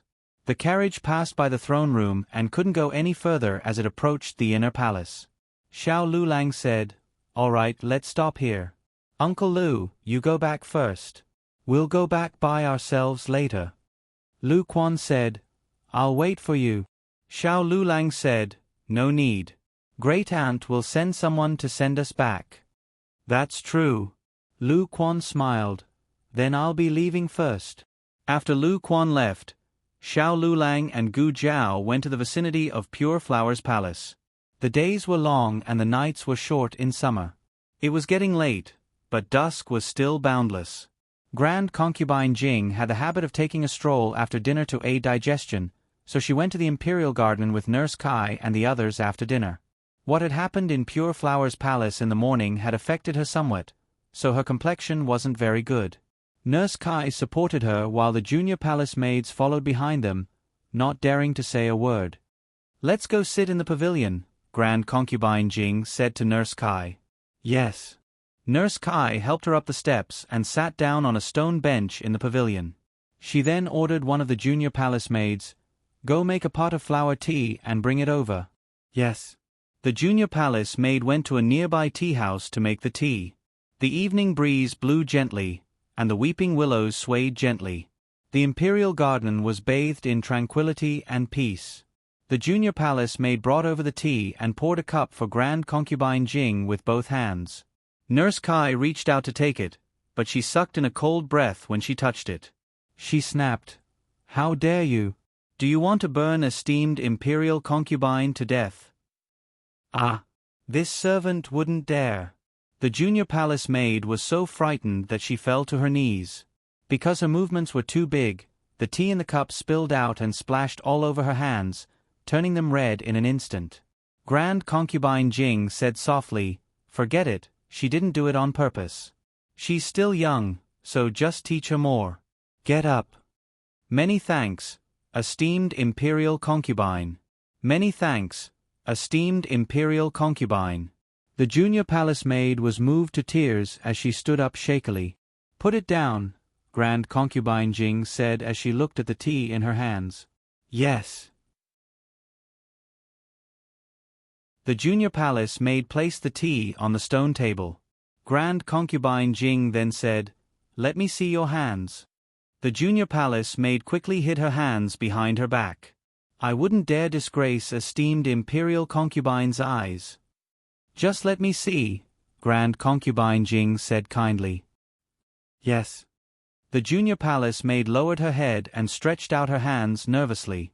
Grand Concubine Jing looked at the back of her hands and said, It's all red, so there's no need to serve me anymore. Go back and apply some ointment. She paused for a bit before adding, I almost forgot that this isn't a nunnery, and you girls don't have ointment with you. Granny Kai, take her to my room and give her a bottle of ointment for burns. Granny Kai smiled. You're so kind, esteemed imperial concubine. Many thanks, esteemed imperial concubine. The junior palace maid knelt down and kowtowed respectfully. The palace maids and eunuchs who saw this all felt that Grand Concubine Jing was indeed a kind-hearted person. She had been a vegetarian for many years and had the heart of a bodhisattva. She was much easier to get along with than the one at Rancho Palace. Working at Rancho Palace, one had to be very careful all the time. If they angered that person at some point in time, they would be beaten to death without any explanation. Granny Kai then led the junior palace maid away. Not far away, Xiao Lulang retracted his gaze and said to Gu Jiao, My stomach isn't feeling well, so I suddenly feel like going to the washroom. Wait for me here. Forget it, let's not wait. You go to Rancho Palace first, I'll go there myself later. Gu Jiao looked at Grand Concubine Jing, then looked at Xiao Lulang and nodded her head like she was pounding garlic. Xiao Liulong's lips curled slightly, then he pursed his lips. Then I'll be going. Gu Jiao. Hurry, hurry. Xiao Lulang, who was being disdained by his wife, Xiao Lulang walked towards the washroom. He naturally wasn't going to go to the toilet. He walked as far away as possible and took out a bamboo flute from his wide sleeve behind a rock garden where no one was passing by. He had just gone to see the old chancellor and learned about Gu Jiao's assassination attempt and what had happened at Pure Flowers Palace. He also learned that Grand Concubine Jing had the deceased emperor's loyalists in her hands. There was one thing that even the old Chancellor and His Majesty didn't know, and that was that Princess Xinyang also had loyalists left behind by the deceased emperor. Xiao Lulang composed himself and blew into the bamboo flute in his hand. On a lush tree, a black figure holding a long sword was leaning against the tree trunk with his eyes closed. Suddenly, his ears twitched, and he opened his eyes. He gripped the long sword in his hand and used his qinggong to fly in the direction of the flute's sound. Granny Kai left with a young palace maid whose hand had been scalded, leaving only Grand Concubine Jing and a few other palace maids in the pavilion. "Let us go pick some flowers for your highness," said one of the palace maids. "All right." Grand Concubine Jing nodded. "Go and pick them quickly. It's getting dark." "Yes, your highness." 4 palace maids and eunuchs walked down the steps and started picking flowers from the bushes. Several hidden guards were lying in ambush in the surroundings. Whoosh! A hidden guard disappeared. Whoosh! Another hidden guard disappeared. Whoosh whoosh whoosh! All the hidden guards had disappeared. Grand Concubine Jing seemed to have sensed something. She frowned and turned around, but before she could see clearly, someone had put a gunny sack over her head. She knew martial arts, after all, and couldn't be compared to the Crown Prince's concubine. With a twist of her finger, she shot a poison needle at Gu Jiao. Yo-ho! Poison scorpion. Fortunately, Gu Jiao was prepared. She leaned to the side and stabbed the needle into Grand Concubine Jing's thigh. Grand Concubine Jing didn't even have time to scream before she was drugged. Digression. The latest chapters have begun. The latest chapter of this book isn't finished yet. For more exciting content, please scan the QR code below to download the app. Novels are updated at a faster rate. Millions of novels are free to read. Novels with a deeper meaning that can't be found online are all available here. https://www.zhbqg.com/89642_826/111491879. HTML Genius memorized this website's address in 1 second. www.zhbqg.com Biku Pavilion's mobile reading website. zhbqg.com. You're tuning in to the Narrate and Escape YouTube channel. Don't forget to subscribe and join us on this journey to catch the most captivating stories.